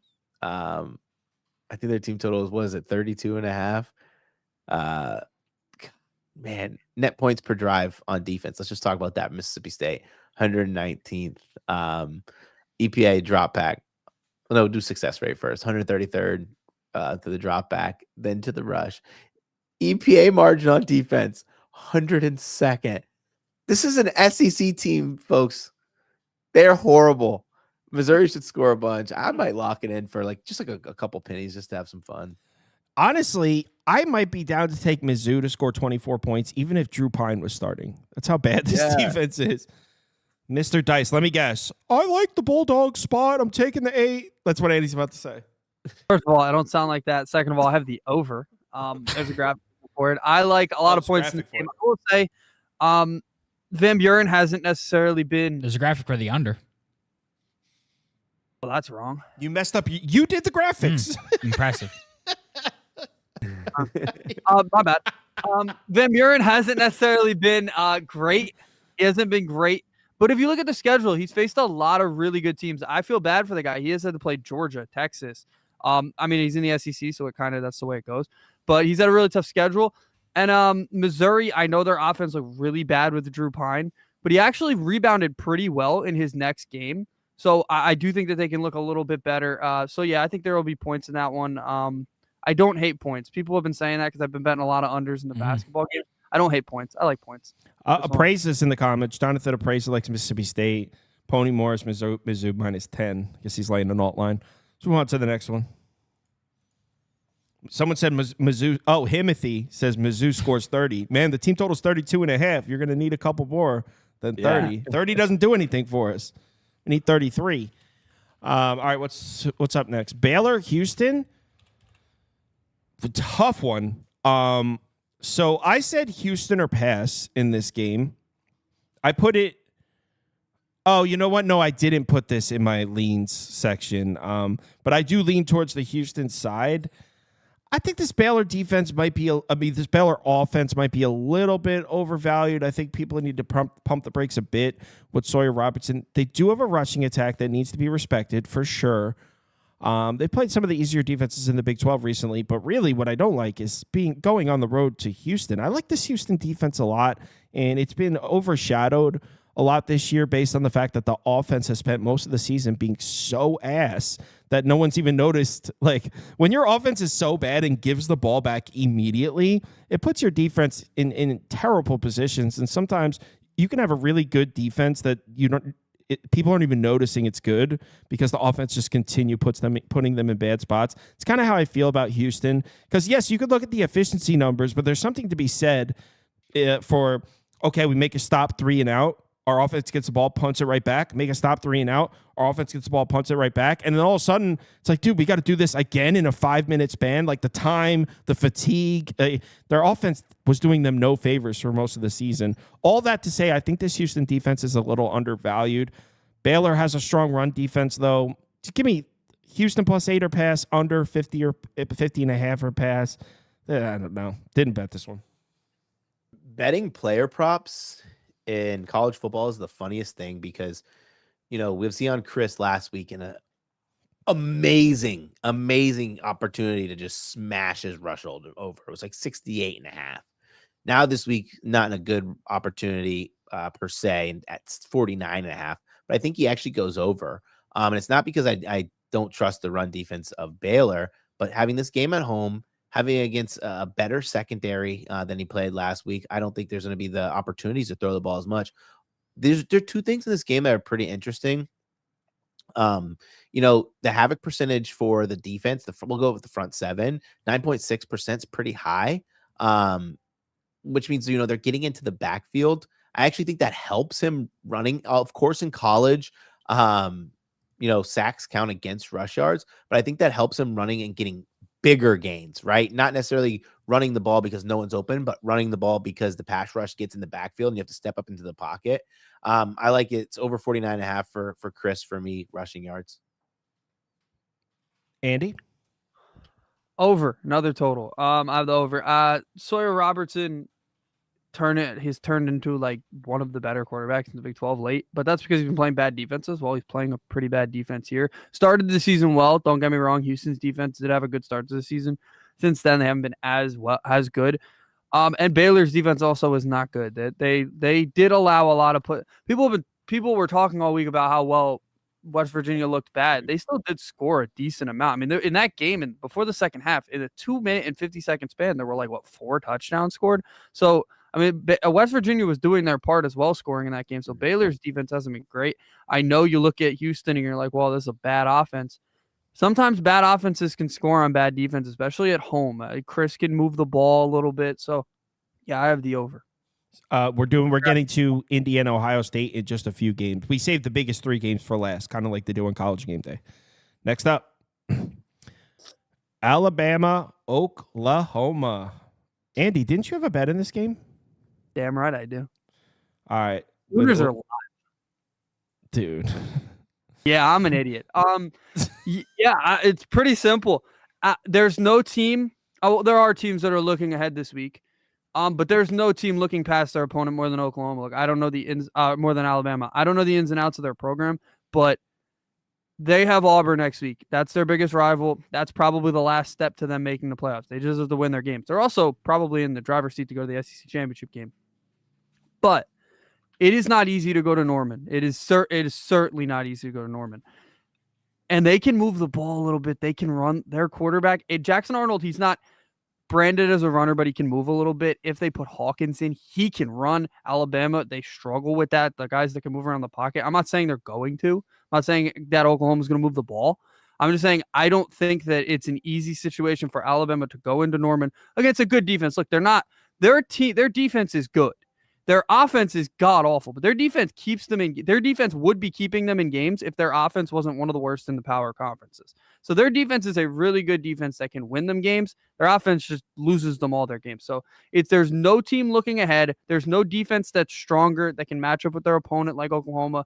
I know it sounds crazy, but I think it'll be close. I'm not saying they're going to win, but I think that there's no team looking ahead more than Alabama this week. So yeah, Oklahoma. I said that earlier in the week, and Kyle's head almost popped off. He's like, well, what are you talking about? I just don't see how they move the ball here. They have no passing attack. I mean, maybe if you could get me on a team that could exploit Alabama's secondary. We've seen quarterbacks make some big throws on them, but Oklahoma's going to come in. Man, this offense sucks. I'd be more inclined to tell you on like an over, or I mean on an under, or an Alabama team total under maybe, but Oklahoma might get shut out, man. That offense is trash. What do you think, Brad? I almost I think Andy said something and then caught himself because I almost interrupted him when he was like, he said Oklahoma can move the ball, can run the ball or something, and I was like, whoa. Yeah, they and then can. Backtrack, and you talk about with the quarterback. You You read it with the quarterback. I was like, what the heck? Is he watching a different team? Listen, Alabama plays Auburn next week. Everyone knows it happens every single season. It's the biggest game of the season. Doesn't matter what's happening in this game. Alabama's I will say this. A couple things happened for Alabama. Defensive coordinator talks about maybe, at South Alabama, and that's Womack, by the way, at South Alabama, maybe I got too used to being a head coach and not so much a coordinator. Comes to Alabama, and I thought that his play calling was very vanilla. It was very predictable. Then you have guys start making these montages about how predictable and how vanilla it was. And when he came out and said that, and you could see the differences in the defense, so much better. They weren't blitzing. They were just running cover one. Then they dropped to the occasional cover two, not blitzing, not disguising any of the coverages. Then it started to progress. I also think that, when you play the style of defense that Womack likes, it's a lot of man, a lot of you take away the first read, but it's a lot of pressure on your secondary. Secondary's young, right? But I think Alabama wins and covers in this game. I do have a bet in this game, but I wanted to say one more thing about this Alabama team. The highest rated safety duo in college football is at Alabama, Malachi Moore and Bray Hubbard. Bray Hubbard wasn't even supposed to be getting playing time in this game, gets thrusted in after Sabb goes down. Jackson Arnold's not throwing on them. Alabama wins this comfortably. I have a bet, though, that I like a little bit more. Oklahoma's run defense is really good. Really good. Tops in the SEC. Alabama has struggled to run the ball outside of Jalen Milroe. Justice Haynes, his rushing total is 28, and I think he goes under that. Wow. That's sharp. Jam Miller's rushing total dropped all the way to 44. It opened at, I think, 58. Dropped to 44. I think he goes under that. Alabama's going to throw the ball. I think they'll have success through the air. I took parlay, Alabama money line, parlayed it with Jeremy Bernard, 4+ receptions. He's the big target guy. There is a little bit of weather too in Norman, but not weather where they're not going to throw the ball. But I don't think they're going to be taking as many shots deep. You want the guy who's going to be going underneath. Two guys come to mind, Dupree and Bernard. Dupree's line was literally 18.5. He's a tight end. I wanted it to be 13.5 for a guy who's probably only going to get 3 targets, but Jeremy Bernard parlayed with Alabama money line, pays out -114. All right, so he Proppy for splitting it. Don't worry about the colors. We're about to move on to the next game, just so they can see it real quick before we move. It's Alabama money line parlayed with Bernard, 4+ receptions. And if I was to bet the game, I'd probably say under, because I do believe in Oklahoma's defensive front, or Oklahoma team total under maybe. Next game. I got a bet in this one. Actually, but Brad, you put a green check next to this game. I did. So do you want to take the bat lead off here? Battle of coaching. Battle of coaching. Two teams have their Super Bowls next week. I don't want to hear that either team is looking ahead more than the other, because renewed rivalry with Texas A&M and Texas and the Iron Bowl are both massive look aheads for spots. So I'm going down to coaching. I'm taking Texas A&M. I took a -2.5. I could not believe this. I have this number closer to more than a touchdown. Not because I think Auburn is bad per se, but Auburn has 2 major disadvantages. Number 1, coaching. We have Elko versus Freeze. Elko, phenomenal coach. Number 2 disadvantage, turnovers. This Texas A&M offense is not built to turn over the ball. They run the ball. They keep the ball in front of them. They don't take careless shots. On the opposite side of the ball, you have a team that should be running the ball a ton, but they don't. They throw the ball so much with Peyton Thorne. They put him in really bad spots, and they turn the ball over. Game's going to be won in special teams. Better special teams play from Texas A&M than Auburn. I took Texas A&M. It could be a sucker bet. I don't care. I actually laid money line as well, just in case, they win by 1. I want to get some scratch back. If Auburn wins this game, it will be the worst loss of Elko's career. We're head to head, man. I'm on Auburn, and I bet this. I got the you plus money 2.5. or you laid the points? No, I got plus 2.5. Nice. Plus 2.5. I'm on. Straight up. Battle of coaching. I like that. Battle of coaching, like pounding the podium. I don't like this Texas A&M offense with Marcel Reed. I think the 2 most impressive performances were more them catching the opponent off guard rather than Mike Elko scheming something together that a defense can't stop. I mean, coming into this one, I feel like there's no bullets left in the chamber. You're not going to catch Auburn off guard. Like, you want to come out with Marcel Reed, sweet. Good luck trying to run the ball on Auburn's defensive front. That's been really good at staying in the line of scrimmage and really good at home, this Auburn defense. Peyton Thorne has also played better at home. I don't think this Texas A&M offense is very good with Marcel Reed. Is Texas A&M defensively going to be a nightmare for Peyton Thorne? Sure. But I think this one should be closer to a pick. Honestly, I don't think Texas A&M's offense is very good. So we're going head to head. I bet this one. Auburn. Break the tie, Andy. I'm on Auburn. I've been on Auburn since Monday. I've been saying it. Oh, It's not the same situation because they're light. Alabama's favored by a lot more than Oklahoma. But it's similar to how I feel about Oklahoma. Their defense, the Auburn defense, is very good defense. They're very good. Their defensive front specifically is really good, right? Their pass rush is good, which doesn't matter as much, but their run defense is really good too. And the thing people haven't maybe noticed about Texas A&M is when they run, they're only going to run the ball, right? That's the way they want to run their offense, especially with Marcel Reed. The only times they're able to successfully run the ball with Marcel Reed is either you don't know he's coming in the game, like against Florida, or LSU, right? The one game where he was 100% prepared, he was the guy. They're going on the road, tough game. It was South Carolina. They couldn't do a damn thing on a good defensive front. Well, this Auburn defensive front, maybe not as good, maybe not as high profile as South Carolina, is still really good. It's a really good defensive front. It's an SEC. It's a tough SEC building. I understand Auburn isn't looked at that way. It's not easy to go into Jordan-Hare, especially at night. The look ahead angle. It died down a little bit because when you realize like Auburn's also looking ahead, their biggest rivals next week too. I know Mike Elko had the clip earlier in the week where it was very clear his head is on Texas, but the same thing's going on with Coach Freeze. Like if Coach Freeze wins that game next week, he could get a contract extension for that. So the look ahead's not the reason. I just think stylistically, Auburn matches up well defensively. And look, Peyton Thorne's a veteran. I think he can get some things done through the air. They can move the ball and get enough done to win this game. So yeah, I've liked Auburn since Monday. Oklahoma and Auburn were my two SEC dogs I really liked this week. Jordan-Hare is really hard to play in. Really All hard. right. Next up is Iowa State, Utah. Okay, so I actually have 3 passes in a row, but then the last 5 games we're doing, I have a bet on each of the 5 and 2 of my top bets. So I have 3 passes in a row, and then I'm betting the rest of the 5. So we're also 6 minutes exactly behind schedule. So I'm taking 3 passes in a row to get back on schedule for those big games at the end. So I'm going to pass this one too. So you're passing. I just had just one. I'll be quick on it. I was taking. I just want to make sure the number's still the same.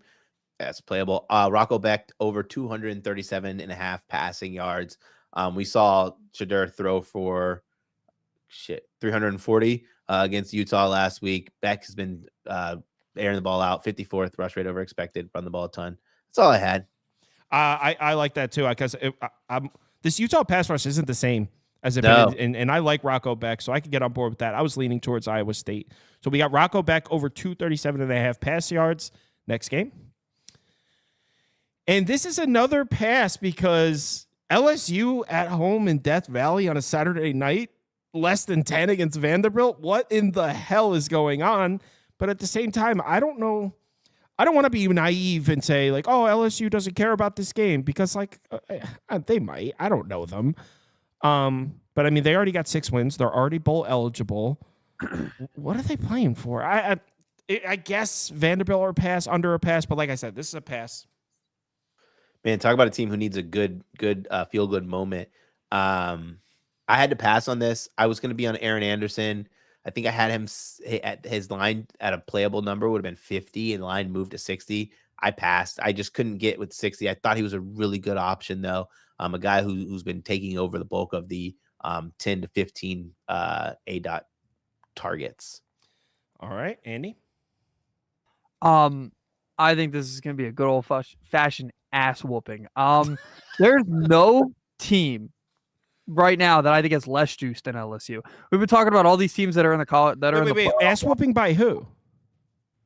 Oh, LSU. They're going to beat the crap out of Oh, it. okay. There's no Then- program with less juice right now than LSU. They're seeing every team they wish to be, Georgia, Alabama, Tennessee, pretty much every big name in the SEC is in the playoff talk right now, and all people are talking about is how LSU is a joke. Brian Kelly's the worst. They just lost a big recruit. It looks like hell over there. This is a perfect spot for them to just go and kick the crap out of Vanderbilt. I know Vanderbilt's been a feel-good story. I know they wake up for big games, but this is Death Valley at night. LSU, it's not even necessarily a big game anymore because there's no juice in LSU. I think it's a great spot for them to shut everybody up. Brian Kelly's going to keep if this is a game where LSU can blow them out, they're going to crush them because Brian Kelly needs to save face at this point. I know beating Vanderbilt doesn't exactly save face, but if they win this game by 40, a game that to a team that beat Alabama, Texas struggled with Vanderbilt. Like this is a Vanderbilt team that's had some juice this year. If they beat the crap out of them, maybe it at least saves face for a week or so, gets the heat off of them. I think this is just sending all the dogs and just kicking the little guy here. I think they're going to crush them. All right, a good old-fashioned ass beating, and I quote, is what Andy calls this game, even though Andy was just on the show 2 weeks ago saying LSU can't handle mobile quarterbacks. This is different. They're running like more than like a mobile system. They doesn't even try to throw. All right, next up. This is my last pass, and I actually have no idea with this one. This is legitimately no clue. I guess Kansas State should be able to run the ball, but this is my last pass. I bet all 5 of the last games on this show. 2 of them are top bets, so I'm loaded up on these next 5. I'm a pass on this game. I didn't even have a lean, so Same. sorry, I don't have anything. No, same. I didn't know where to go with this one. I spent about 8 minutes looking at it, and it was like, I don't know how I feel about either of these teams right now. I would lean Cincy, but I'm with these guys. I don't love it, but Cincy would be here. This Kansas State team has not been very good this year. Another team that thought they would be in the thick of the playoff race, and they're not. Kind of just nothing. And Cincinnati's been surprising this year. They've been able to throw the ball. So yeah, I think Cincinnati gets. I think they cover this. I mean, this is a touchdown, more than a touchdown. So Problem is, I can't unsee what I saw from Sorsby in that. What's that game where we bet Cincinnati, West Virginia? I had the over. And Sorsby was so bad. I mean, he got it together a little bit later in the game, but for the first 2.5 quarters, he was unwatchable. All right, let's move on to the next game.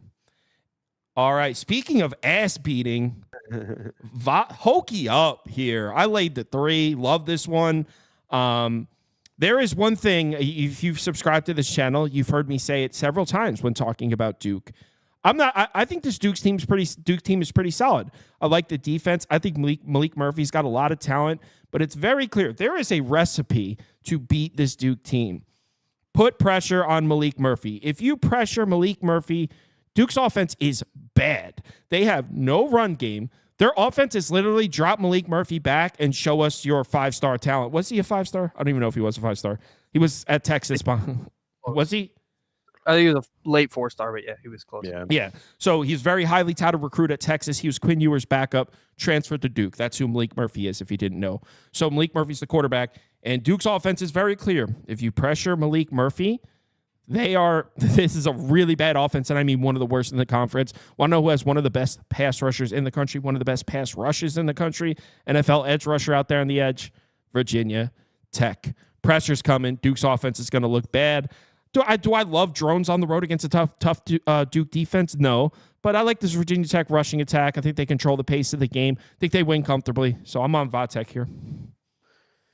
I wish Duke would just give the ball to Star Thomas a little bit more. Think he could have monster games. I lean his over 63.5 rushing yards. Also, I think they should run Malik Murphy more. When I like coming out of high school, I thought he would be like a little more mobile than he is. Yeah, I feel like whenever I'm watching Duke, he's just straight pocket passer. He never runs, never. When like early in the season, you could get some of his rushing unders. They don't even list them now. They're like, oh, he's only getting sacked, right? Like Dylan Raiola gets rushing over. He gets none. But yeah, I think Star Thomas has a decent game in this. Star Thomas is his name, AJ. Star Thomas. Andy, are you with me on Vatek? No. Bad pick. At home, Duke is, it's a whatever area, but they've been really good defensively, especially against the run. I know they've had a couple of games. Georgia Tech, Miami kind of had a little bit of success running the ball, but their defense has been pretty consistent all year. It's a Manny Diaz defense. What do you expect? Virginia Tech, they had a little bit of a spurt there in the middle of the season where they were playing really well, but that's kind of died down. The energy's died down. Duke, I like Duke here just at home. They're dogs at home. I don't like that. So yeah, I like Duke. I don't love it. It's not one of my favorites, but yeah, I like Duke. Is Star Thomas Virginia Tech? No, and by the way, Kyron Jones is hurt. By the way, I got caught up in my rambling. Next game. USC UCLA. Anyone else think this line's a little off? From what I'm reading and from what I'm gathering, there's a lot of action coming in on the USC side. So maybe my view of it is just off. But how is this more than 3? I would have this one probably like USC -1, -1.5. I think UCLA's been straight up the better team. If you just isolate it to the last 4 or 5 games, which I realize isn't the best way to analyze football, isolating it to 4 or 5 games, USC's probably the better team. I get it. But if we just isolate it to the second half of this season, UCLA's been the better team here. Now, could we get USC's best fastball here in the rivalry game? Of course. But I still think if we see USC's best fastball against UCLA's best fastball, I still don't think this should be more than 3. So I'm on UCLA plus 4.5 in this one. I like it a lot. UCLA, what we saw from them the first 3 or 4 games of the year, that's not the team they are right now. They've been running the ball, Ethan Garber's just throwing it. I trust that passing attack. Do I love the UCLA defense? No. It's certainly not the defense they were last year. They're missing those two, the Latu, who's on the Colts, and they had the other edge rusher who's on the Vikings, I think. They had two NFL edge rushers leave from last year's team. They're certainly missing them. It's not the defense they were last year, but you know what? USC doesn't have the greatest defense either. I mean, I like UCLA. It shouldn't be more than 3, in my opinion. I think this game comes down to the wire. Should be a really fun one to watch, and I'd be happy to hold 4.5 extra pockets in my 4.5 extra points in my pocket. I'm on the Bruins in this one. I'm on USC.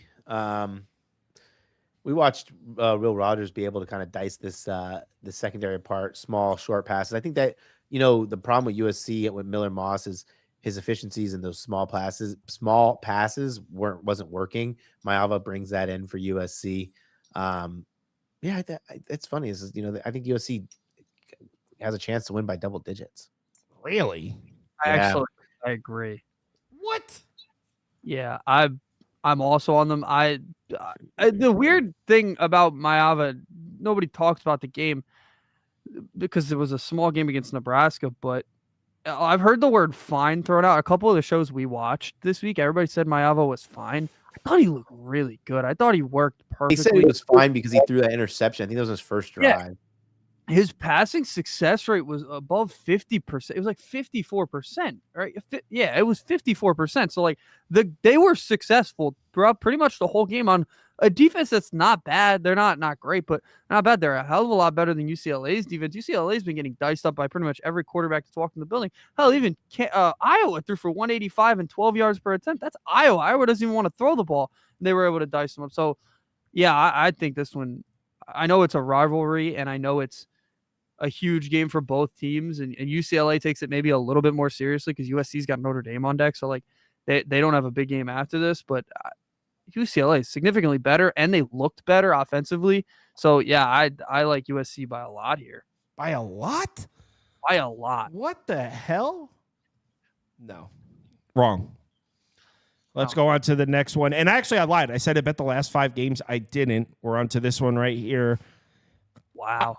In my opinion, this is such a, not to use a foul language, this is such a mind fuck trying to figure out what side to be on. I mean, I think Ohio State is 2 touchdowns better than Indiana, and especially in Columbus. I also think that Ohio State's more than capable of fumbling the bag a bit here and playing with their food and being the significantly better team and still having this be a 3-point game in the fourth quarter. I don't fully trust Will Howard. I've never been a huge fan of him. Certainly can rattle him a bit when you get pressure on him. And if there's one aspect of the Indiana team that I do trust, it's the defensive front. It's a great run defense.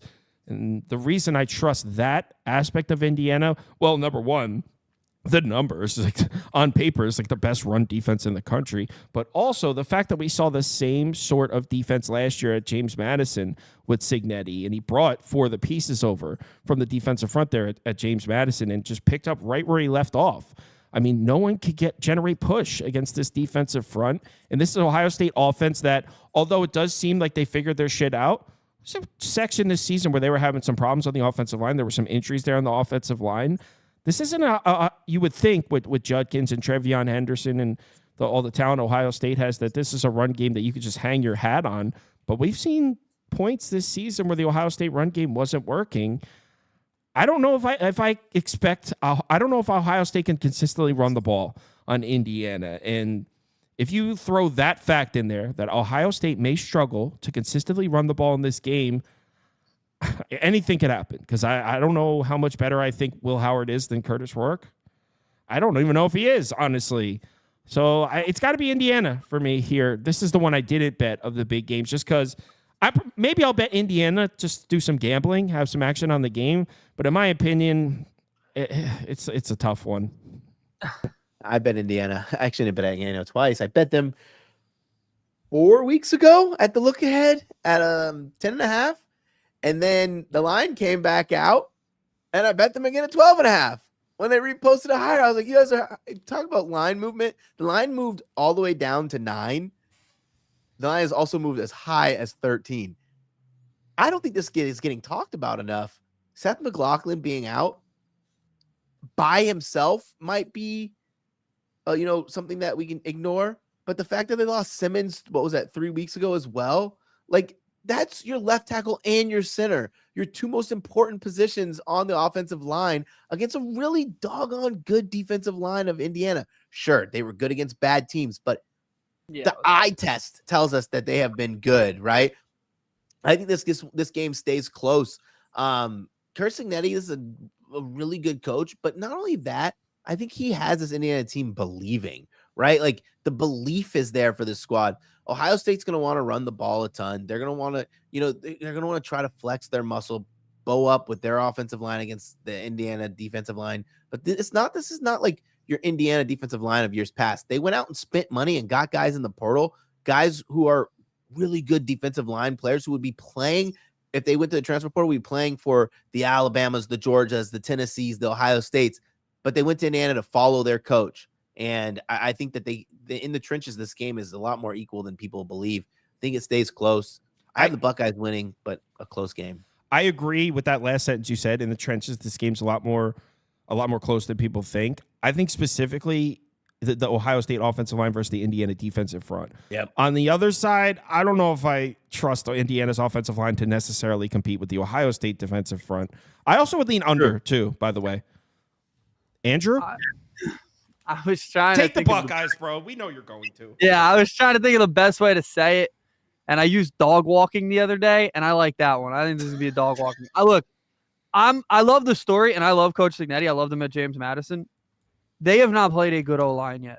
Look, Michigan, terrible O-line. Michigan State, Washington, Nebraska, Northwestern, Maryland. Northwestern might be the best O-line in that. That was a long time ago, that game.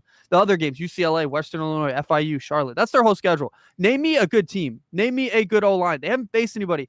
I get it. There's injuries for Ohio State, but you're just trading in 5 stars at that point. Like, this is still the guys that are coming in for Ohio State are more talented than the guys that Indiana has even seen. And that's just the defensive line to O-line. The Ohio State defensive linemen are going to, I think, be all over Curtis Rourke here, and that's going to cause issues. He hasn't seen that this year. I don't need to explain every reason. Look, Indiana's played bad teams. Ohio State, while they've had their lulls, most of their lulls have been against good teams besides Nebraska, but that was a look ahead. We remember that. So they've been pretty consistent otherwise. So look, at style points, maybe they keep it close, but maybe people think they keep it close. I personally don't. The win margin, 19-24, was the one that I was looking at all week. That's a plus 650. I didn't bet it. I'm just saying if I think it's going to be about a 3-touchdown game, honestly. I think that the talent is so significant. I think he will get them to the point where they belong here against good schedules, but I just don't think they're there yet, personally. Can I add one more thing? Because I know it was you guys who talked about this angle when we had the Baylor game or whoever it was playing in their home state or whatever. We haven't talked about Curtis Rourke playing at Ohio, being a transfer from Ohio, playing back in Ohio. This game's going to mean something to him. Andy, do you want to change your pick? What is do, that? do you still think it's going to be a dog walking, knowing Curtis Rourke's in his hometown? I was trying to think of ways. I already used So wait, hold on. You spent time brainstorming, and the best you came up with dog walking? I was thinking, what's the best way to say that? I don't want to curse because I've been cursing a lot. Yeah, I slip up too. YouTube. I mean, I don't think YouTube cares. I got one more game. I gotta use one. No, there's 2 more games. The up next is that we have Colorado, Kansas. By the way, you can't see it, guys, but we have Notre Dame, Army after this, so we actually have 2 games left. The up next isn't working today for some reason. So Colorado, Kansas. Who wants to bat lead off in this one? A lot of people are waiting for this one. I'll go. Jayhawks? Colorado. Ooh. I want Colorado. I was at that game last week, Colorado, Utah, and I thought it was pretty fascinating that Colorado won by the margin they did, and they played absolutely terrible from my perspective. Threw a pick first pass of the game. Couldn't stop the seam route from the tight end. Shedeur Sanders missing passes.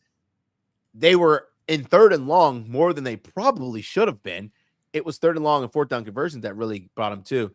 That stuff's correctable. One of the cool reasons, narrative reasons I want to take Colorado is this is the game where Kansas is the hunted, right? Like, Kansas has been the Grim Reaper to Iowa State, been the Grim Reaper to BYU. Now they're at home against Colorado, I think that Colorado's gonna be able to take advantage of Kansas' biggest weakness. That's allowing the explosive pass. I think Travis Hunter has a big game. I think Will Shepherd has a big game. I think Webster. I just named 3 wide receivers that have big games for Colorado. It's funny because Colorado quietly has the best receiving core in the country. They have 3 guys who will be NFL draft picks in the 1st through 3rd round. What other college, like this year, what other college has that? It's hard to think of off the top of the head.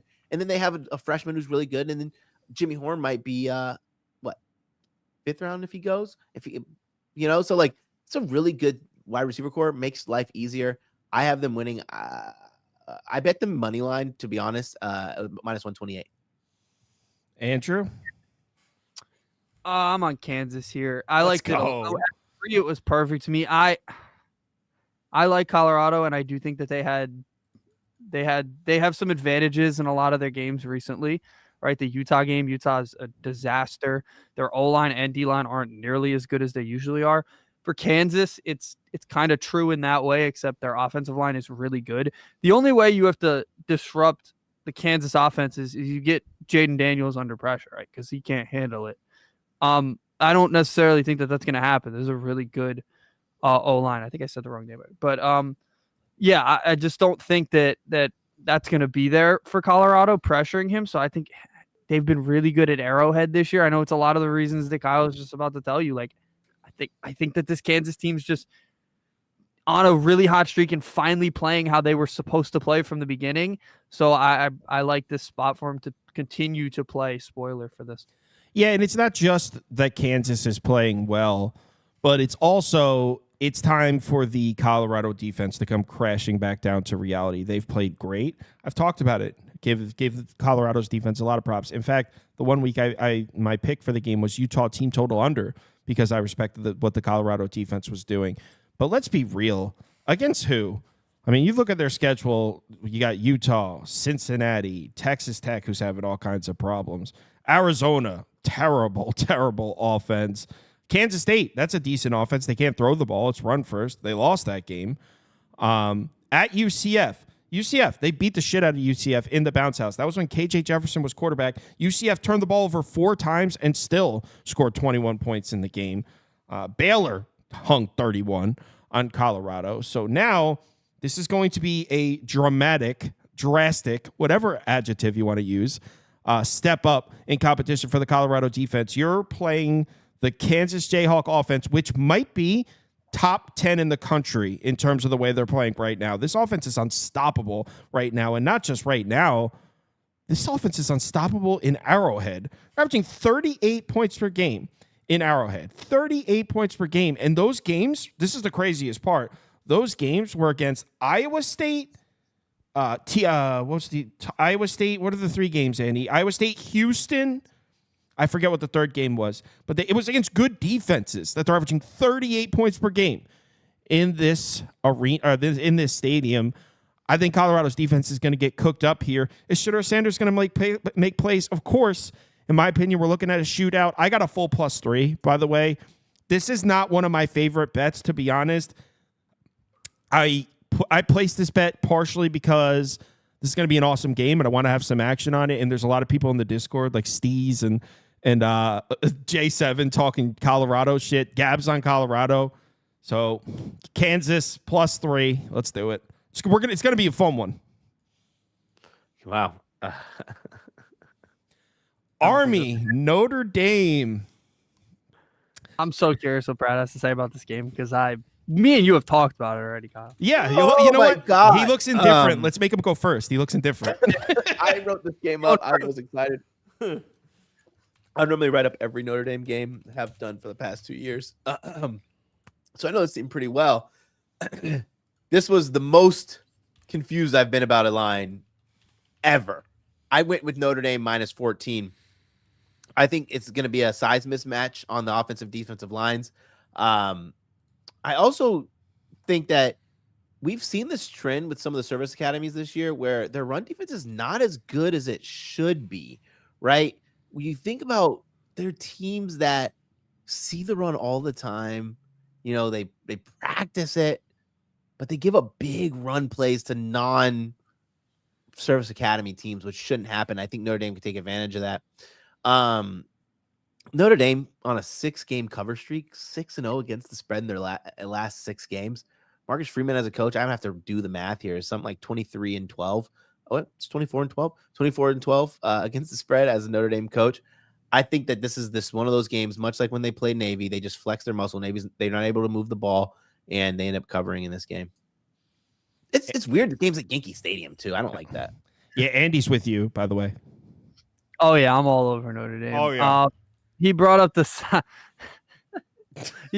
size advantages, which is obvious. The talent advantages of everything. The Army has played one good offense. One team you could literally categorize as a good offense. I think it's North Texas, ranked 44th in OFEI. Yep. And what do we know about North Texas? They only want to throw the ball. That's not Notre Dame. Notre Dame wants to run the ball. So you can literally say Army has played from August 31st when they started against Lehigh to now. They have not seen a single good rush attack. They're going to see one. They're going to see Navy in a couple of weeks. But right now they haven't seen one. So we don't really know how they're going to match up.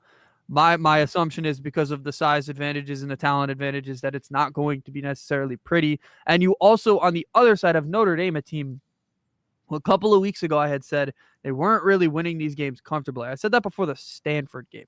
Since that game, they're winning pretty damn comfortably every week. I know last week they didn't cover, but again, like I said before when I was talking about Virginia, they were up 35-0. That was all garbage time.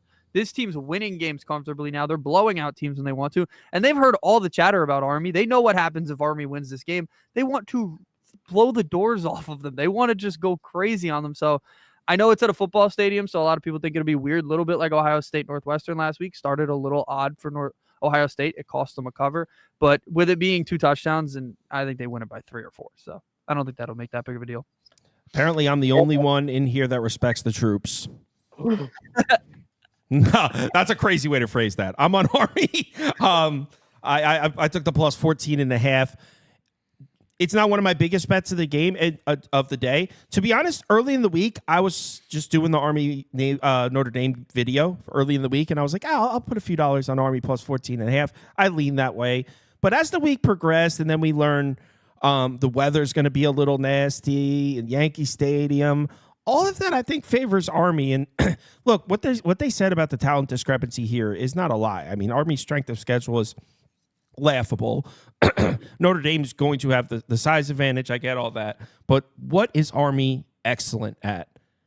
Moving the chains on the ground. That's what they do. Hand the ball off, chew the clock, and just get to the next first down. I mean, yes, we've seen them rip huge plays and these big plays. That's not what they're trying to do. They have done it because they've played some bad competition, but they hand the ball off. They're first in rushing success rate. No team hands the ball off and is successful running the ball at a higher rate than Army. And what is the weakest part of Notre Dame's defense? Rushing success rate. They don't stop opponents from moving the chains on the ground. Their weakness is what Army does. I mean, I say better than anyone. Obviously, a lot of teams would do it at that rate if they played Army's schedule. But Army's very good at handing it off, getting 5 yards on first down. Handing it off, getting 3 more on second down. Handing it off, getting 2 to move the chains. Rinse, lather, repeat. That's what Army's excellent at. And Notre Dame has struggled with it. So I took Notre Dame in the Navy game. It was minus 13 or minus 13.5, and everyone went crazy in the comments. Like, what are you doing? Navy's going to... And I was on Notre Dame in that one, and now, in my opinion, the line is hot. It's obviously, we moved over a key number here. It was 13.5 against Navy. Now it crossed over 14. I think Army's considerably better than Navy. So yes, that's true. And you throw the weather in there, and this one went from a lean that I put a few dollars on to a bet I actually kind of like. It's not one of my favorite bets of the day or anything, but I think I'm on the right side here. Not to mention these two teams, extremely slow pace, not a lot of passing. The clock's going to be chewing. We might see 7-8 possessions apiece here. Give me Army. Let's do some community parlay. Hit the song. Community parlay, the parlay we bet, yeah. Community parlay is for the community. We coming making a parlay, yeah. All right, so we'll get the first poll going.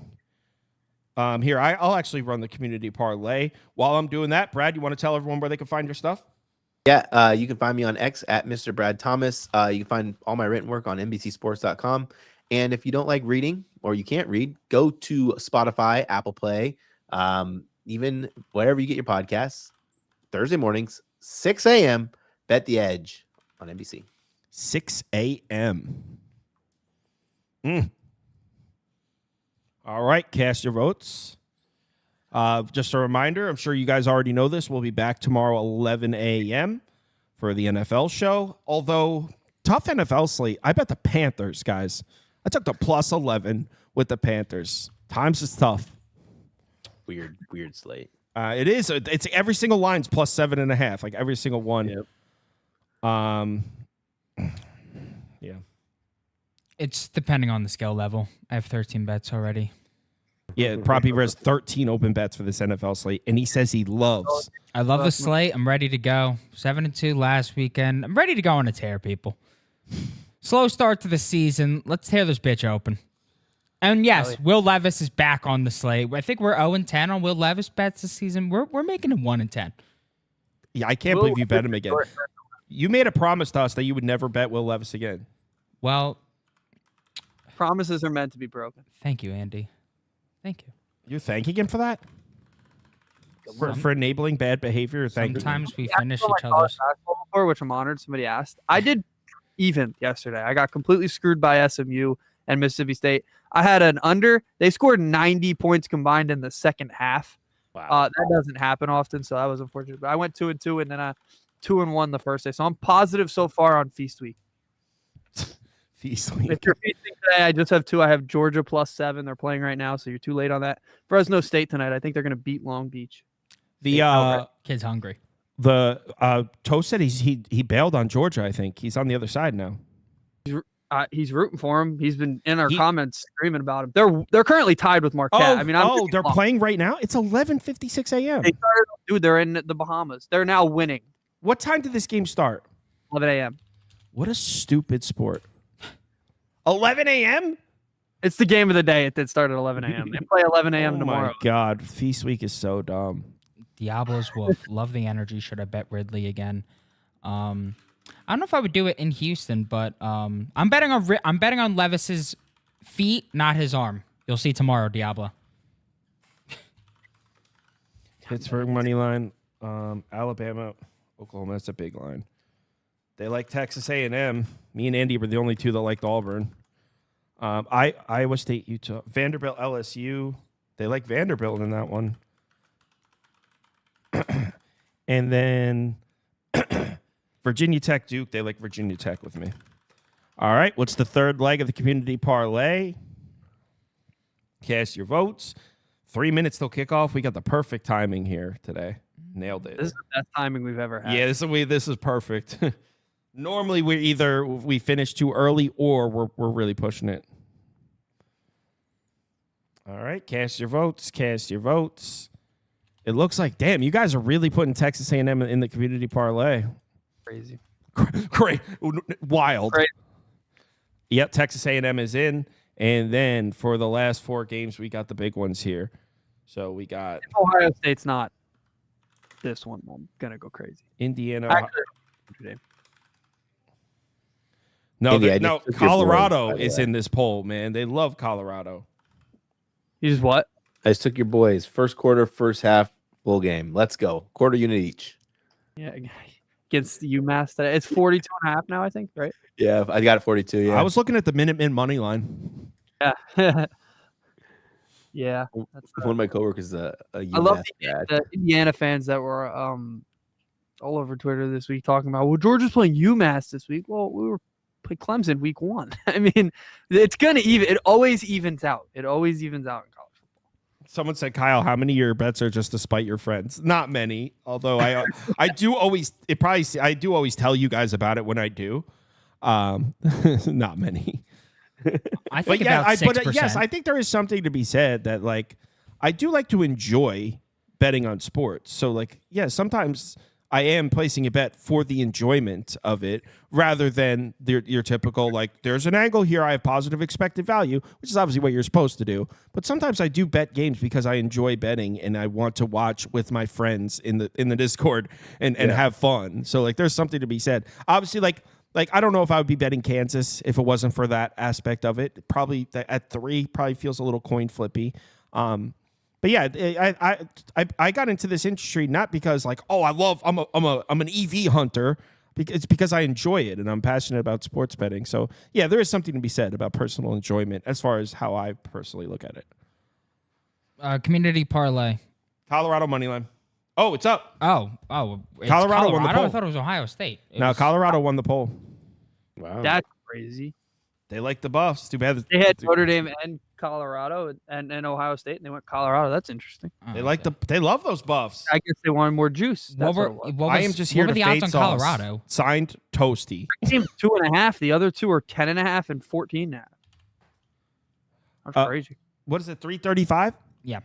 All right. Community parlay. Ole Miss money line, Penn State money line, Texas A&M money line, Colorado money line, plus 244. Everyone, thanks for watching. See you all at 11 a.m. Brad.